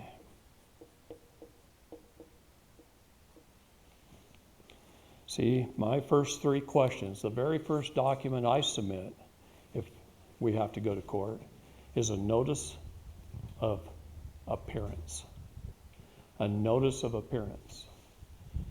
I'm going to say, hey, I received this seance in the mail where you're calling the dead entity into court. And I'm willing to appear to settle this matter, but I'm going to do it by special divine appearance. As a living soul. See, what does Genesis 2:7 say? Bible scholars in this room, I can see that. Genesis 2:7 says, I'm not trying to give you a hard time, it's just kind of fun. But, and I, God, created man from the dust of the earth, and I breathed into his nostrils the breath of life, and man became a living soul. So are we men or are we living souls? We're living souls. Our bodies are made up of what? Energy. The dust of the earth, and they're held together by energy. The energy of our soul. The celestial, telestial, and terrestrial souls. Which, by the way, they're here helping us right now in a big way. Any business they have of you is with your vessel, but when you're showing up by your divine. Exactly. I'm just here to settle this matter as the executor to the trust. So therefore, it's not really you. It's here. Yeah. That vessel that they can arrest and do all these things to, if it was there. What I'm doing is breaking through their veil. They're not allowed to even talk to me Yes. as a man. They're not even allowed to talk to me. I'm going to break through their veil and educate Does that them. create that barrier that because if you did something as the vessel, now you are that ward of the court. You now, if the sheriff takes you away, you're in that system. What did I say? Genesis 1:26 through 28. God gave me, man, dominion over the land, the air, and the water, and this is law. I'm going to show you how to take dominion this weekend. And when you take dominion over all three jurisdictions, you are free. If you jump out of one into another with both feet, they'll destroy you in the other two. All these wonderful patriot groups out there, I love them. But they're trying to jump out of two jurisdictions into one. And they go to jail over and over again. I watched them do it for 35 years, and then I watched the people behind them not stand up for them when they get there. And I can show you how to be free, so you never get into that position. Okay?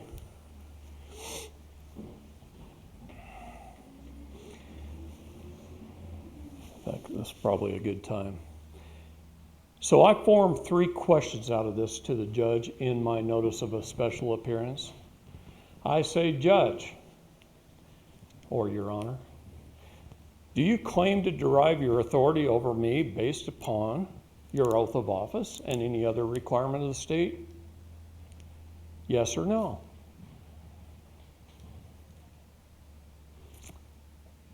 May I have a copy of those to make sure that they're up to date and current before I arrive into court? Because if he doesn't have his current oath on file the way he's supposed to, and they seldom do, case dismissed. Judge, do you claim to derive your authority over me based upon statute? Yes or no? I'm setting him up. I'm pinning him in a corner. Because he's going to answer, yes, of course I do. Great. Then where's my paycheck stubs? Where's my company car? Where's my 401k? You're claiming I'm an employee of the state, of the county, of the city? Where's my paycheck stubs? I think you owe me a bunch. How much do you make? How much do these state employees get paid for driving a car around? Paid for by the state. Can they get you on contempt for that? I'm not at war. See, that's another thing. What is a warrant? It's a warrant. What is a warrant? It's a warrant. It's a declaration of war. They're declaring war upon you. I'm at peace. On my house, I fly the civil flag of peace. I walk into the courtroom with the flag of peace on my document. What's the flag of peace? They can't declare war on me when I'm at peace. They can't hold me for contempt when I'm at peace. This is just a discussion. and they can't out-debate me. Is it a physical flag that you have? Yeah. What? What does it look like? Yeah. Gosh, you all think we have one flag in this country? We have lots of flags. The red, white, and blue that you all see is our war flag. We have a peace flag too. And it's red and white vertical stripes with a white background with blue stars. Look at the United States Coast Guard's flag. It's the civil flag of peace because they were developed as a civil organization, and then they put their logo in the middle of it, and they called it the Coast Guard flag. But it's on a civil flag of peace. For 3 years in this country was at peace, and we flew the civil flag over all of our commerce buildings in our capitals.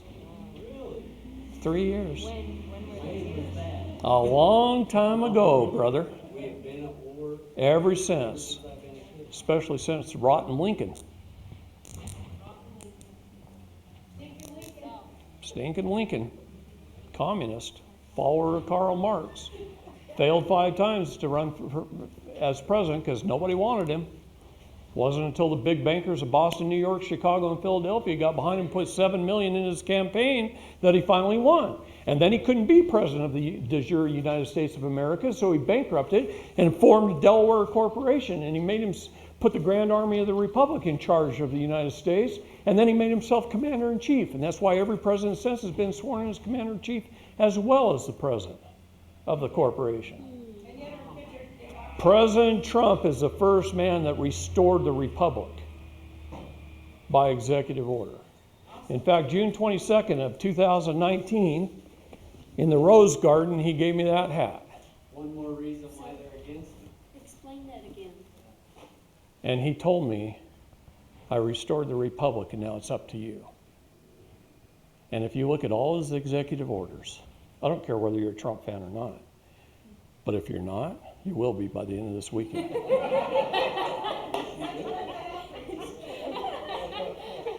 Because every executive order he has written goes something like this. I, Donald J. Trump, as President of the United States of America, that's our de jure government, take back our utilities from the United States. Which is the corporation. Do you know what he just did? And people read that and they don't even know jurisdiction. See? They don't even know what he did. And he's done that over and over and over again on behalf of the people. He just keeps restoring the republic over and over and over again. Right now, he's destroying the WHO and Fauci and the CDC and the pharmaceutical companies. He's destroying Western medicine. He's destroying it all on behalf of you. He signed 4 executive orders, and then he had to hop on an airplane for fear he'd be shot. They always try to kill him. 5 times in the last week. 5 attempts. 5 in the last week. Yep. Just in the last week. They're grasping for straws. Yeah. No, That's because all right. they're not grasping for straws. They got to shut him down so he doesn't continue on. That's right. He knows it. And he's got the best Secret Service agents this history has ever seen. Those boys are tough. Is he, If not, he'd be dead. I've heard rumors of him taking over the Fed or, abolishing the Fed. Yeah. Go to your bank and see how much coins they have. See, our coinage he took back for the United States of America. The Fed doesn't have access to it. There's a ton going on. I know IRS agents that have already received their pink slip and been told to look for another job. Okay? The Fed Reserve got absorbed into the Treasury. The wage and income tax has never been legal. It's always been a gift. Abe Lincoln did the 1040 bonds. The 1040 is still here. You consent to it by filling it out and signing it and sending it in. By your own consent and admission, you pay taxes. Nobody at the IRS can figure out why you keep sending them in. They just can't figure that out. But you just keep doing it, and they keep getting that gift, and they love every minute of it. Okay. Judge, do you claim to derive your authority over me based upon the doctrine of parens patriae? Yes or no? They don't want to answer that question. So I say, Judge, yes or no?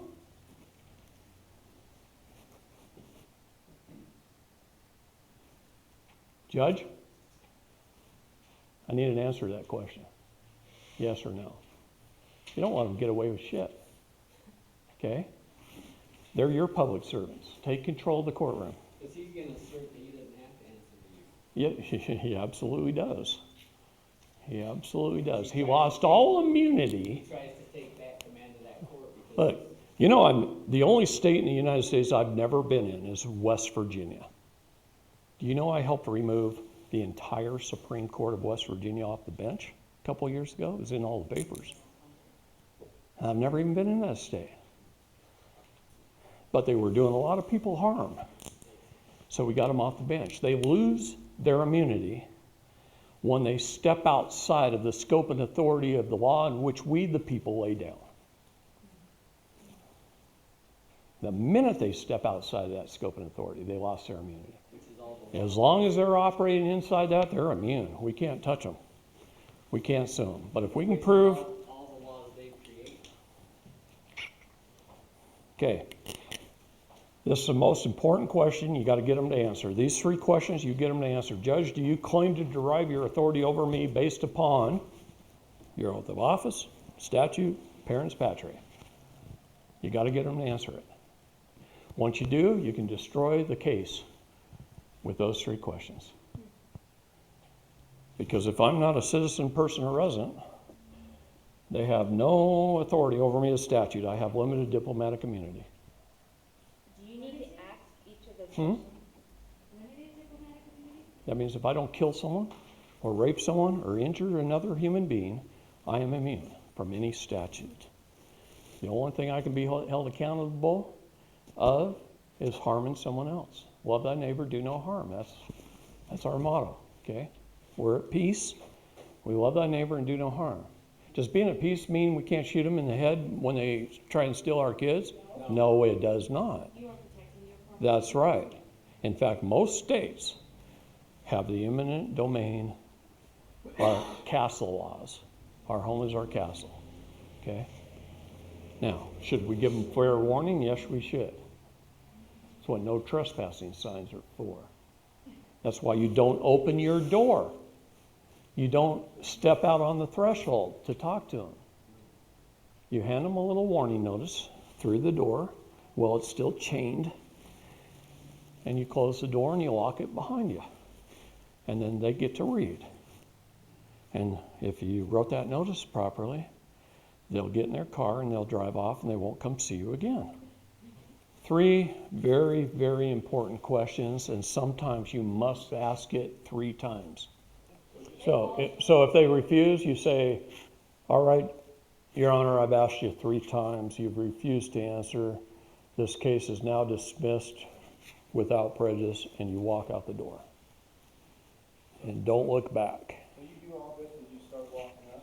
I mean, 'cause they're not gonna really just give you the opportunity to ask. As you're walking up, if you're sitting in the back row and they call your name, the minute you take your first step, I'm here by special divine appearance, Your Honor, to call for a constitutional court of record before you even get through that bar. Okay? Yeah, 'cause otherwise you probably won't give you that chance, Right. Well, you gotta take the chance. Well, you have to establish your status, standing, and jurisdiction. So let's talk about that. Status. We already did a little bit. Standing. Jurisdiction. I'm going to write it way over here. Why do I do that? First of all, the Bar Association misuses the word jurisdiction on purpose to confuse the public. It's probably the most misused word in the legal arena, okay, the legal stage. Why do I say that? Because I've already told you what the 3 jurisdictions are: land, air, and water. It's trust law, equity law, contract law. That's our 3 jurisdictions. What does the word juris mean? It means right, law. What does the word diction mean? You look words up in a dictionary, don't you? The words you use determines the right law under which you stand. So if I say I'm a party, what law am I under? The jurisdiction of the water. I'm a party to a contract. If I say I'm a trustee, what jurisdiction am I under? The air. If I say I'm a owner who holds superior title, I'm in the jurisdiction of the land.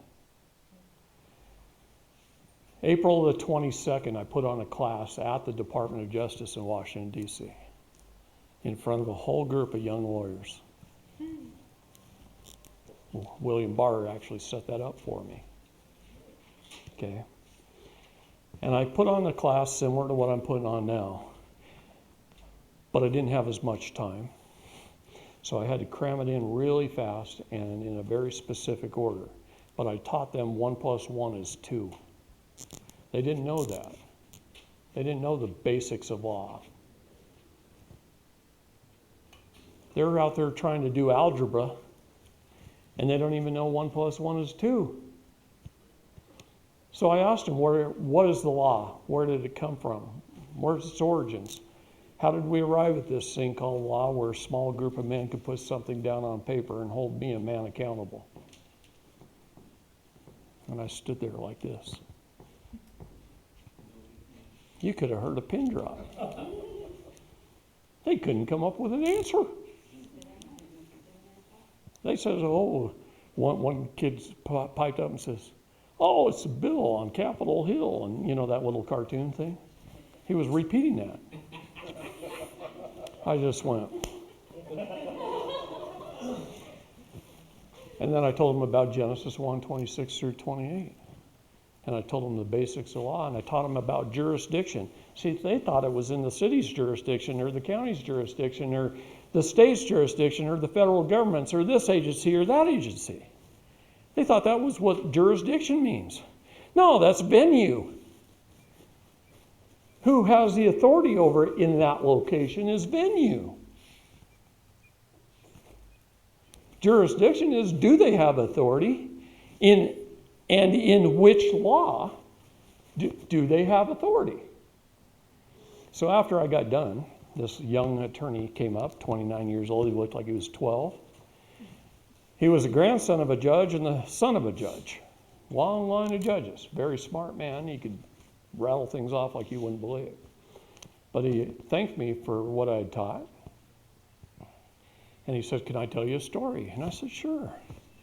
He says, when he was 16 years old and his dad was teaching at Georgetown Law, he got to go and sit in one of his dad's classes. And his dad taught law just like I did. Land, air, and water. And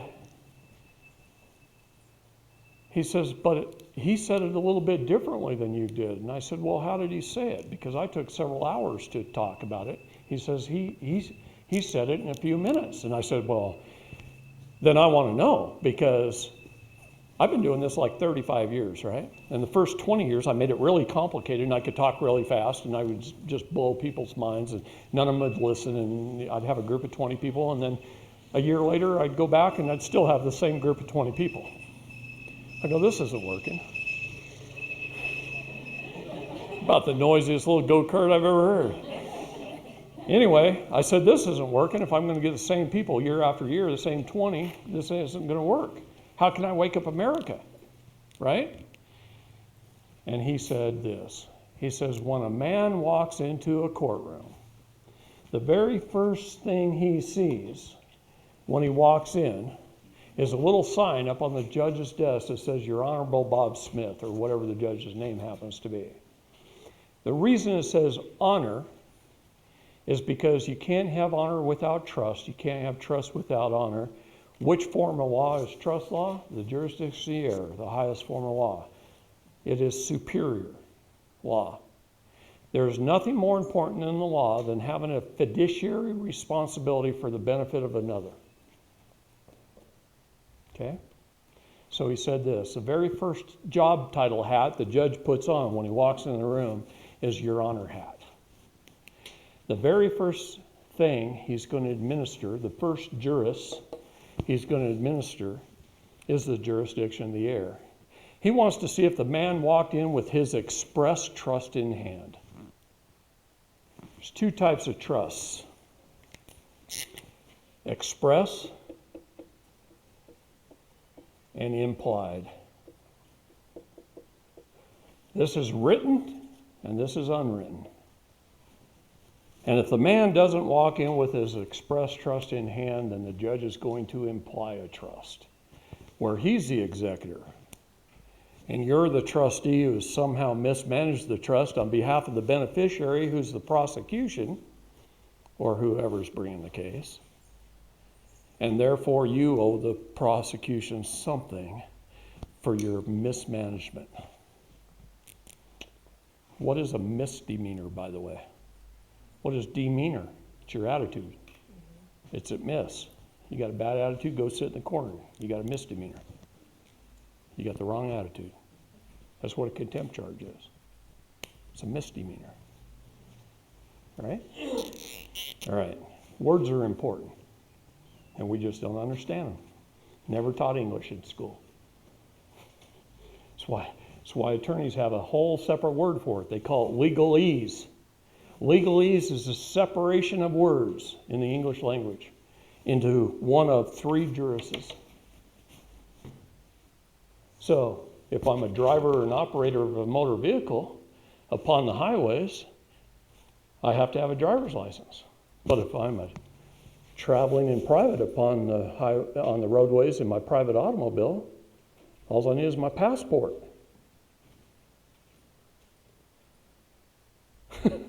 See the difference in the words? They both mean going down the street in a car. Both those sentences. See? But the word you use determines the juris you're under. And it's up to you to determine your own words. That's right. They open their mouth. Yeah, you have the right to remain silent, and everything you say can and absolutely will be used against you. Okay? And they'll bait you. Those cops will go, "Now, are you driving that automobile?" No, they won't say that. They'll ask you if you're operating that motor vehicle, right? So, if the man walks in with his express trust in hand that clearly states who the executor is, who the trustee is, has an acceptance of the trustee to be the trustee, that's so they can't break the trust veil. It's important. Tells who the beneficiary is, what property the trust is managing and how it's supposed to be managed, for who, the heirs. Then there's nothing for him to adjudicate. He can't imply a trust if there's an express trust in hand. He has to go by the express trust. And you know what? Trusts are private. You don't have to show the judge a trust. He does not need to read it. All you have to do is walk in and you say, "Judge, you can't imply a trust when I have an express trust that clearly states who the executor is, who the trustee is, has an acceptance of the trustee to be the trustee. It tells who the heirs are and the beneficiaries, what property is supposed to be managed by the trust, and how the trust is supposed to be managed." And then you just set it back down on your table. He can't adjudicate it. So he has to take that hat off. And he puts on his judge hat.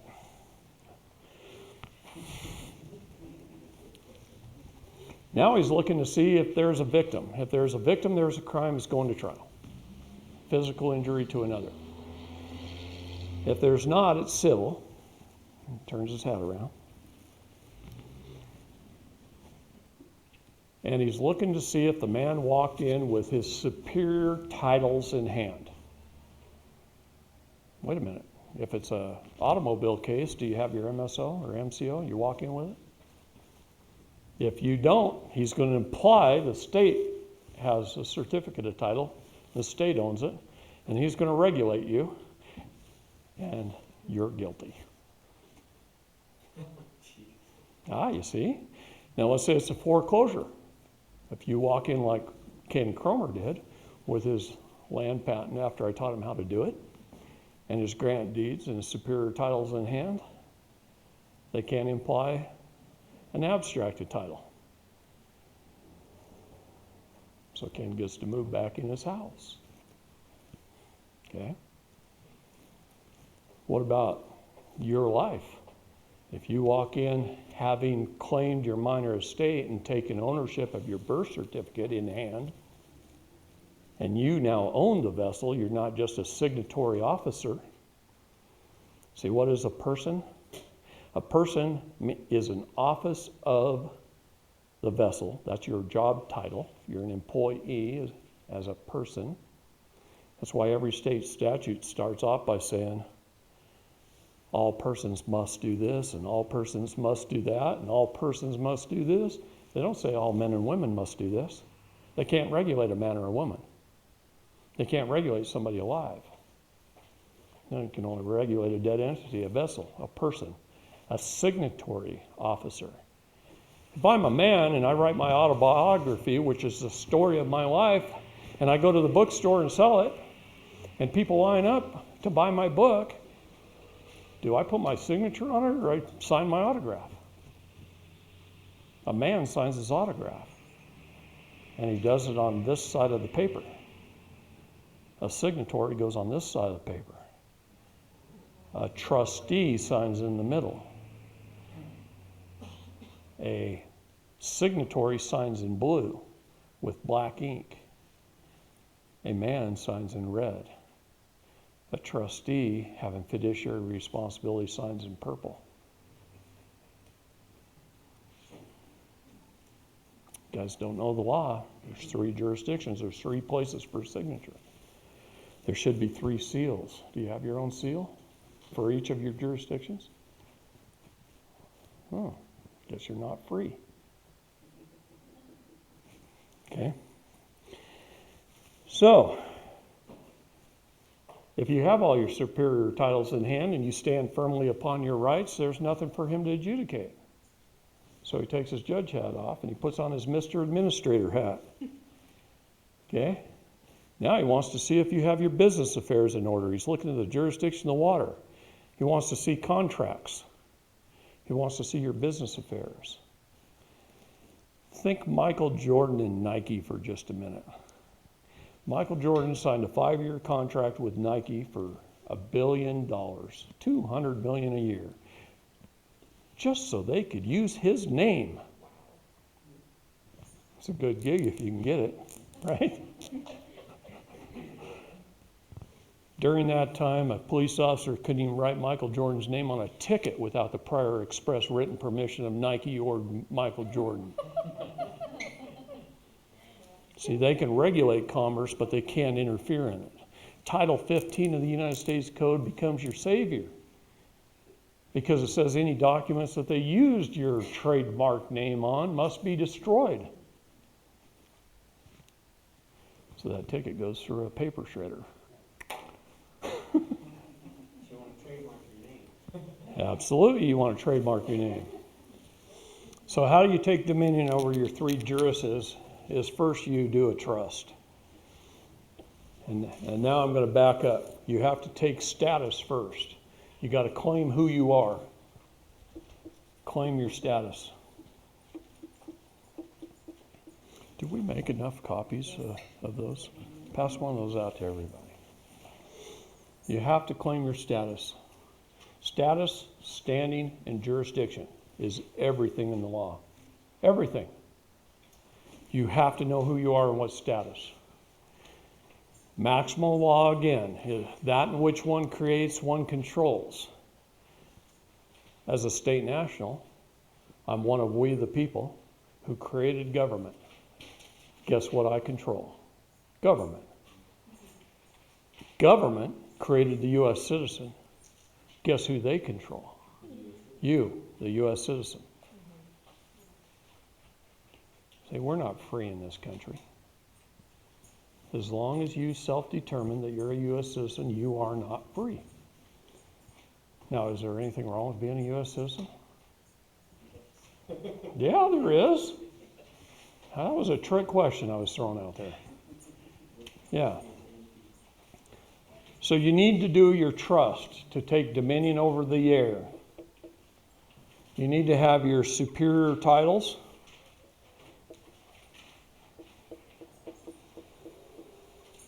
And know your rights to take dominion over the land.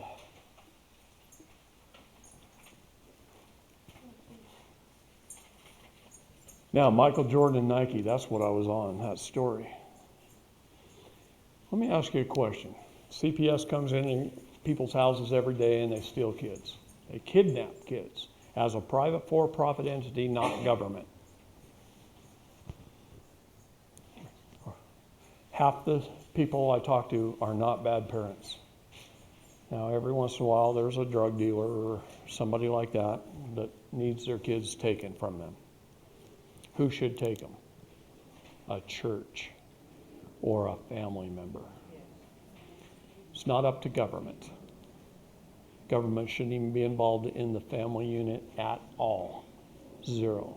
None. They have no business being in your family. Okay? None. I get sometimes 70 to 100 phone calls a day from parents all over this country whose children have been taken.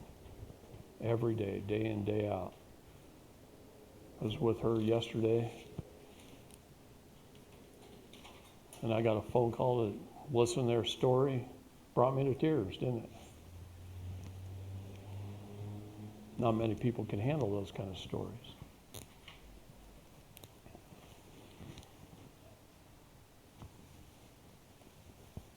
What if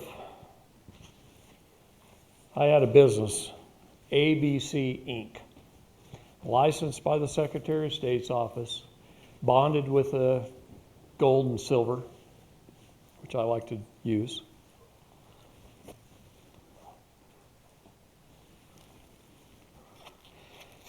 One of the number one ways the government gets you is by being a pauper. I don't care how big a stack of this crap you have in your pocket. That's legal tender. It does not discharge a debt. It tenders it to a later date.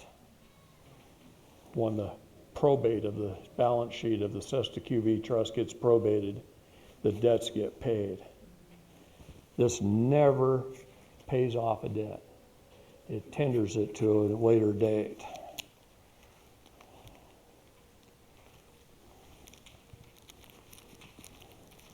But that does. And if you've got a silver or a gold coin on you, they can never deem you a pauper. And if you look in the law what a pauper means, every U.S. citizen is deemed a pauper, therefore a debtor. And they can never deem you a pauper if you've got a little gold and a little silver on you. In my pickup truck, I carry a little jeweler's sack with 40 pieces of silver on the door. They can never deem me a pauper. But it doesn't, good man. But it gives them control. You're unable to handle your own affairs. See, if you look up in the law, who can an attorney represent? They can represent an entity, a corporation, or a vessel. They can represent a minor. They can represent someone incompetent or somebody infirmed. Isn't that what they call a charter? They can represent a ward of the court and a ward of the state, or a pauper.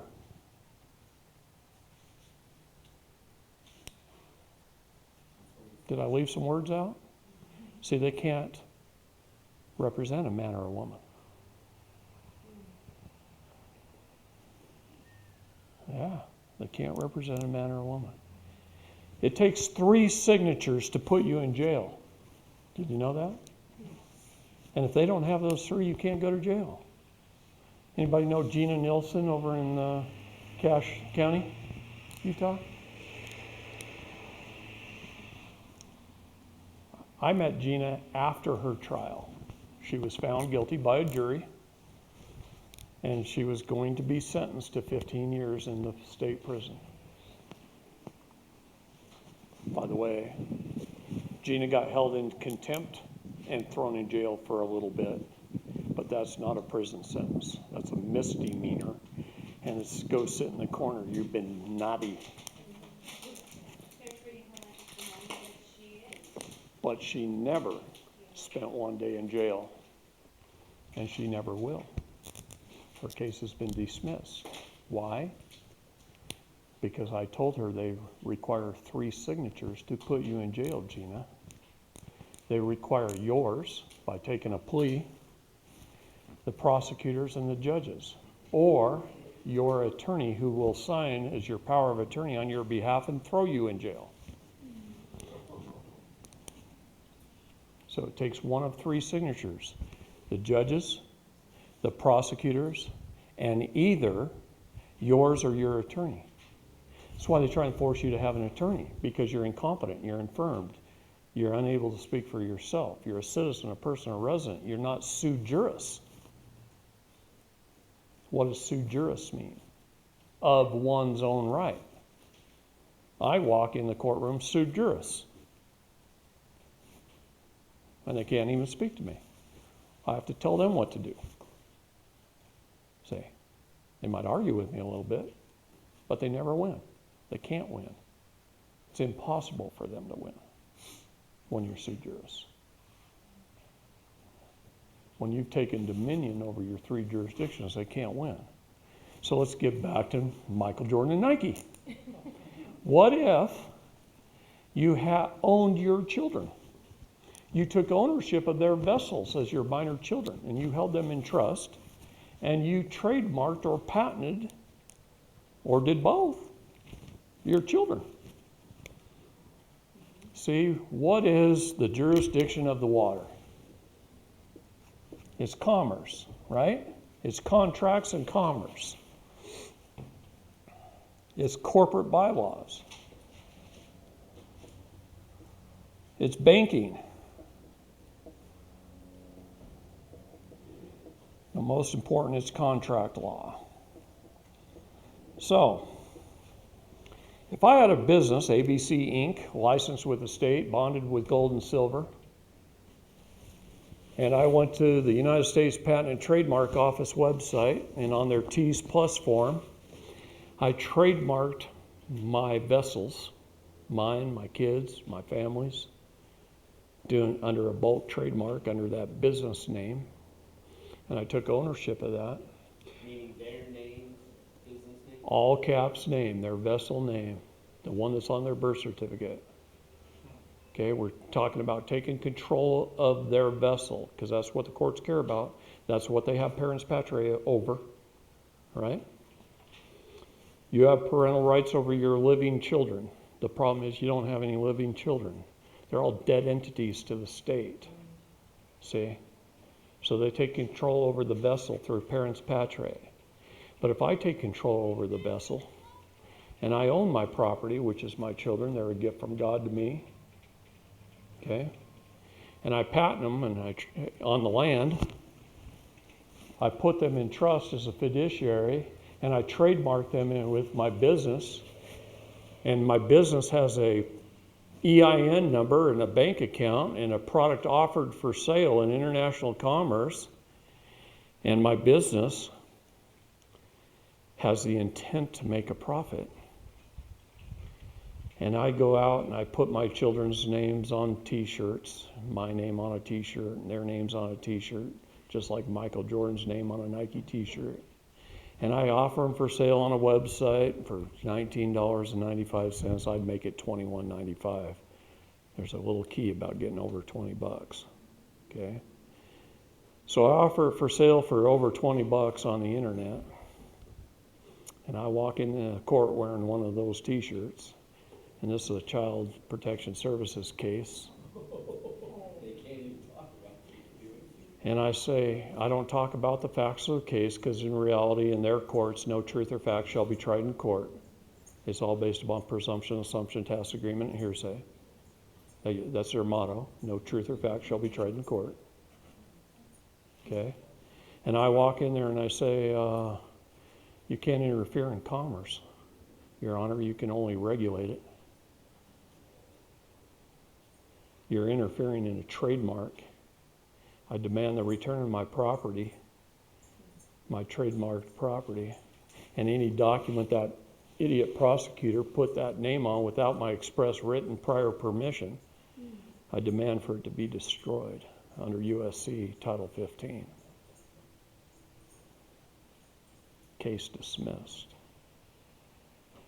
So you walk in with your superior titles, you walk in with your express trust, you walk in with your business affairs in order, and there's nothing left for them to adjudicate. Case dismissed. I just told you how to win every lawsuit, every time they come against you. But you have to get your affairs in order. You have to claim your status. You have to set up your trust.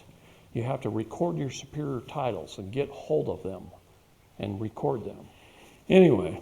Just curious, let's say we were fined $1,000 for not wearing a mask or all this craziness. Your offer to contract is not accepted.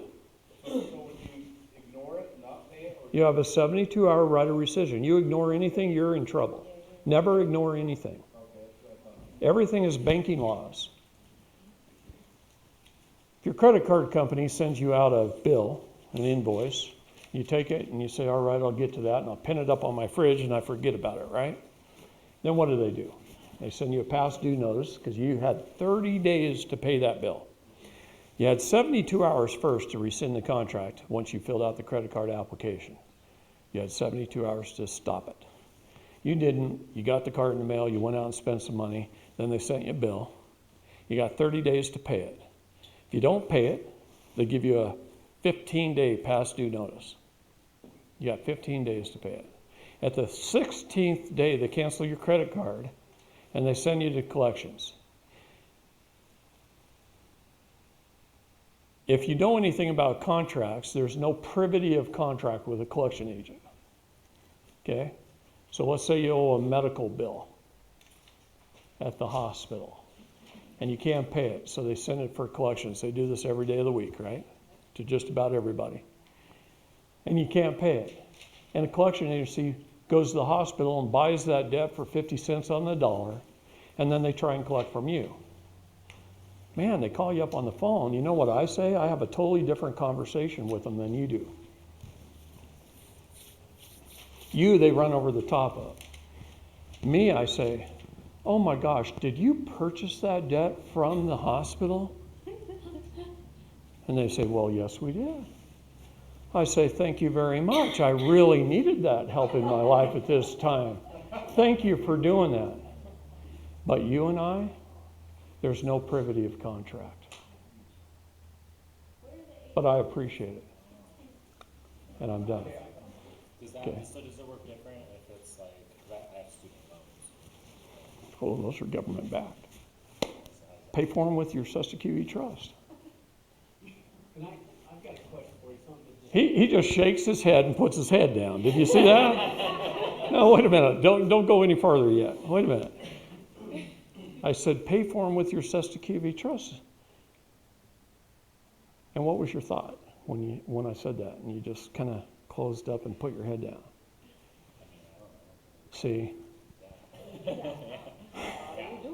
We, the people, need to make friends with the United States Code. The United States Code was put into place for one reason only, and that's for us to hold our public servants accountable. In USC 50, Title 50, there is a way to pay your debts with your SESTA QV trust. You're the creditor. But you can't do it if you're a citizen. Caveat, you have to become a state national.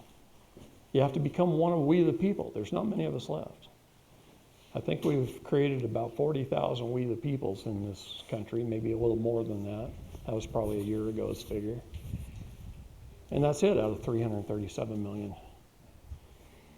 Because every contract written is written by an attorney.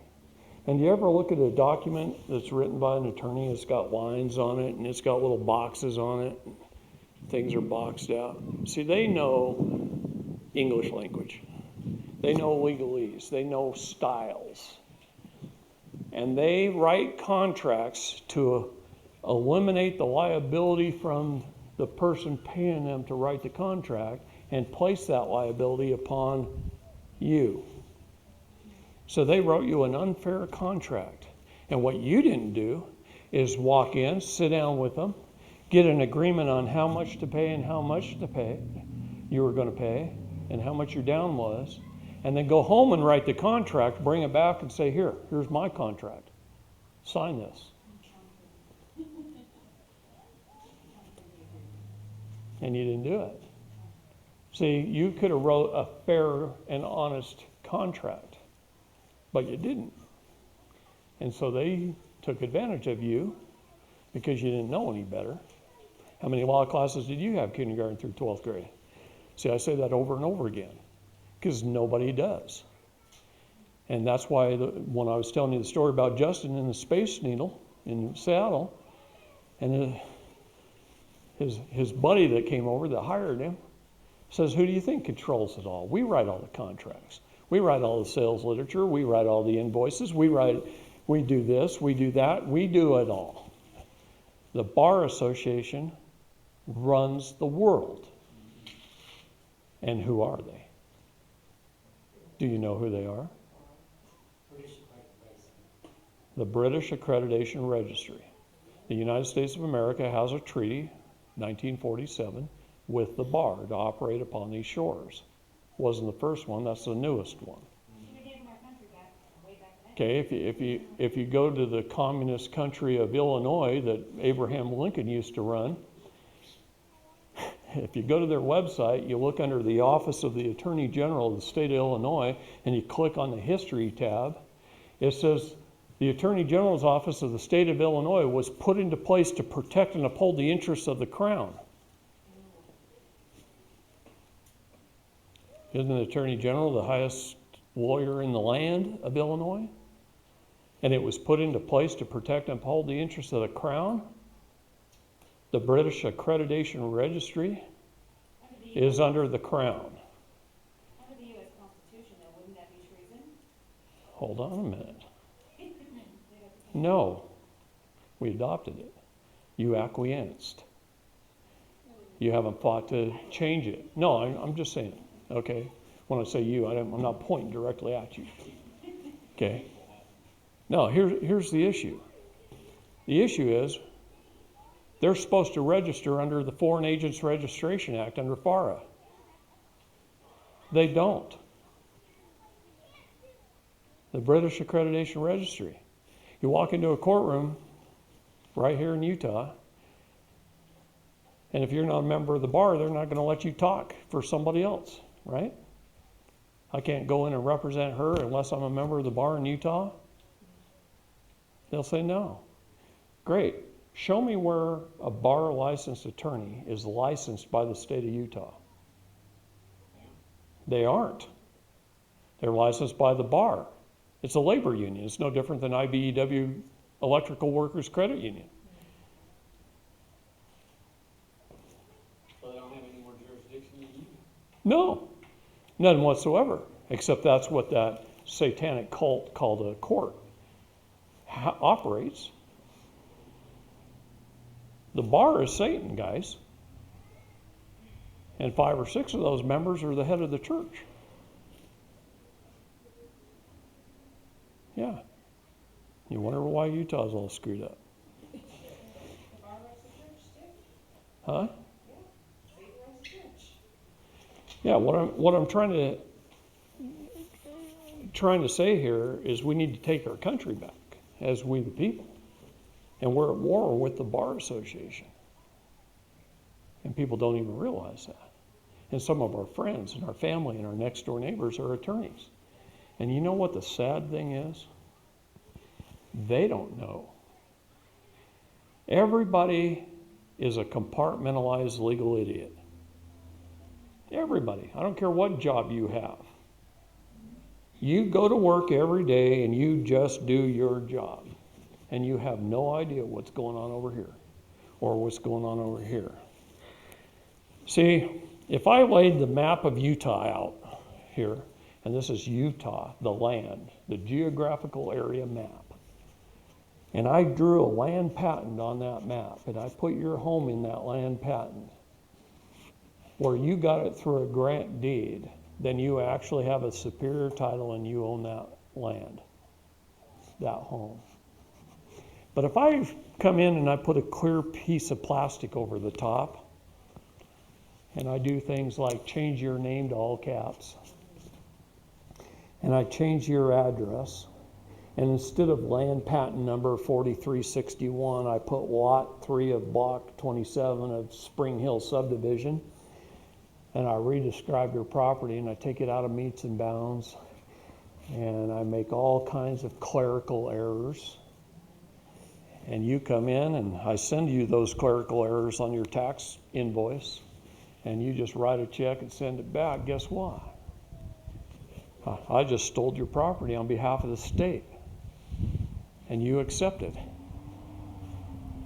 And until you come back and call fraud and correct the errors and educate me so I never do it again, because see, it took a lot of people.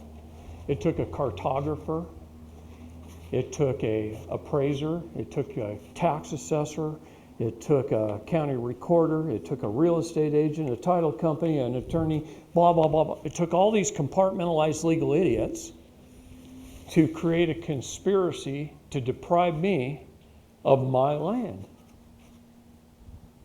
And every one of them was just doing their job. But when you add them all up and put the results together, that's exactly what they did, is they stole my home on behalf of the state, and they didn't even know it. So I'm not saying rush in and declare war on them and start yelling at them and tell them everything they did wrong. You got to correct all the errors and then educate them. We're seeing that now on our side, right? Yeah, They're doing the same thing. that's exactly what they're doing. These damn sheep around here that are wearing masks are killing this country. The recovery rate for COVID, that's right. Less than the common cold, less than the flu, less than H1N1, less than all the things we've had over the years. Why we weren't in fear of it then? Why are we in fear of it now? How many people know somebody that died from it? I'm doing 9 lawsuits right now.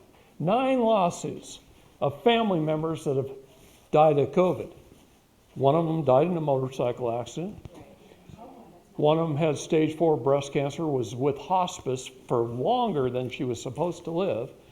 But because they list COVID on her death certificate, she gets cremated. She had a plot already paid for next to her husband, and her family is pissed. And they want to sue. All 9 of them. Their deaths were listed as COVID, and none of them died from COVID. What is COVID-19? Certificate of vaccination. Okay, that's one term for it. It's C, the sheep surrender. 19 is the code word for surrender in the military. If I yell out an order, code 19, that means my guys on the front line are supposed to wave a white flag. So what's OPID? This is the ancient Greek word for sheep. This is a military code. The disease was called SARS-CoV-2. Why did they change the name? In the 2019 prospectus of the WHO, which was written in 2018, it described everything that's going on right now to a T. And this disease wasn't even here, supposedly. Going clear back to 2003. So what did you say, the Ovid? This has been planned. Old Sheep. Sheep. Okay? It's all a farce. Is the disease real? Yes, it is. Okay? What does corona mean? Corona is a crown. It's an energy crown. Okay?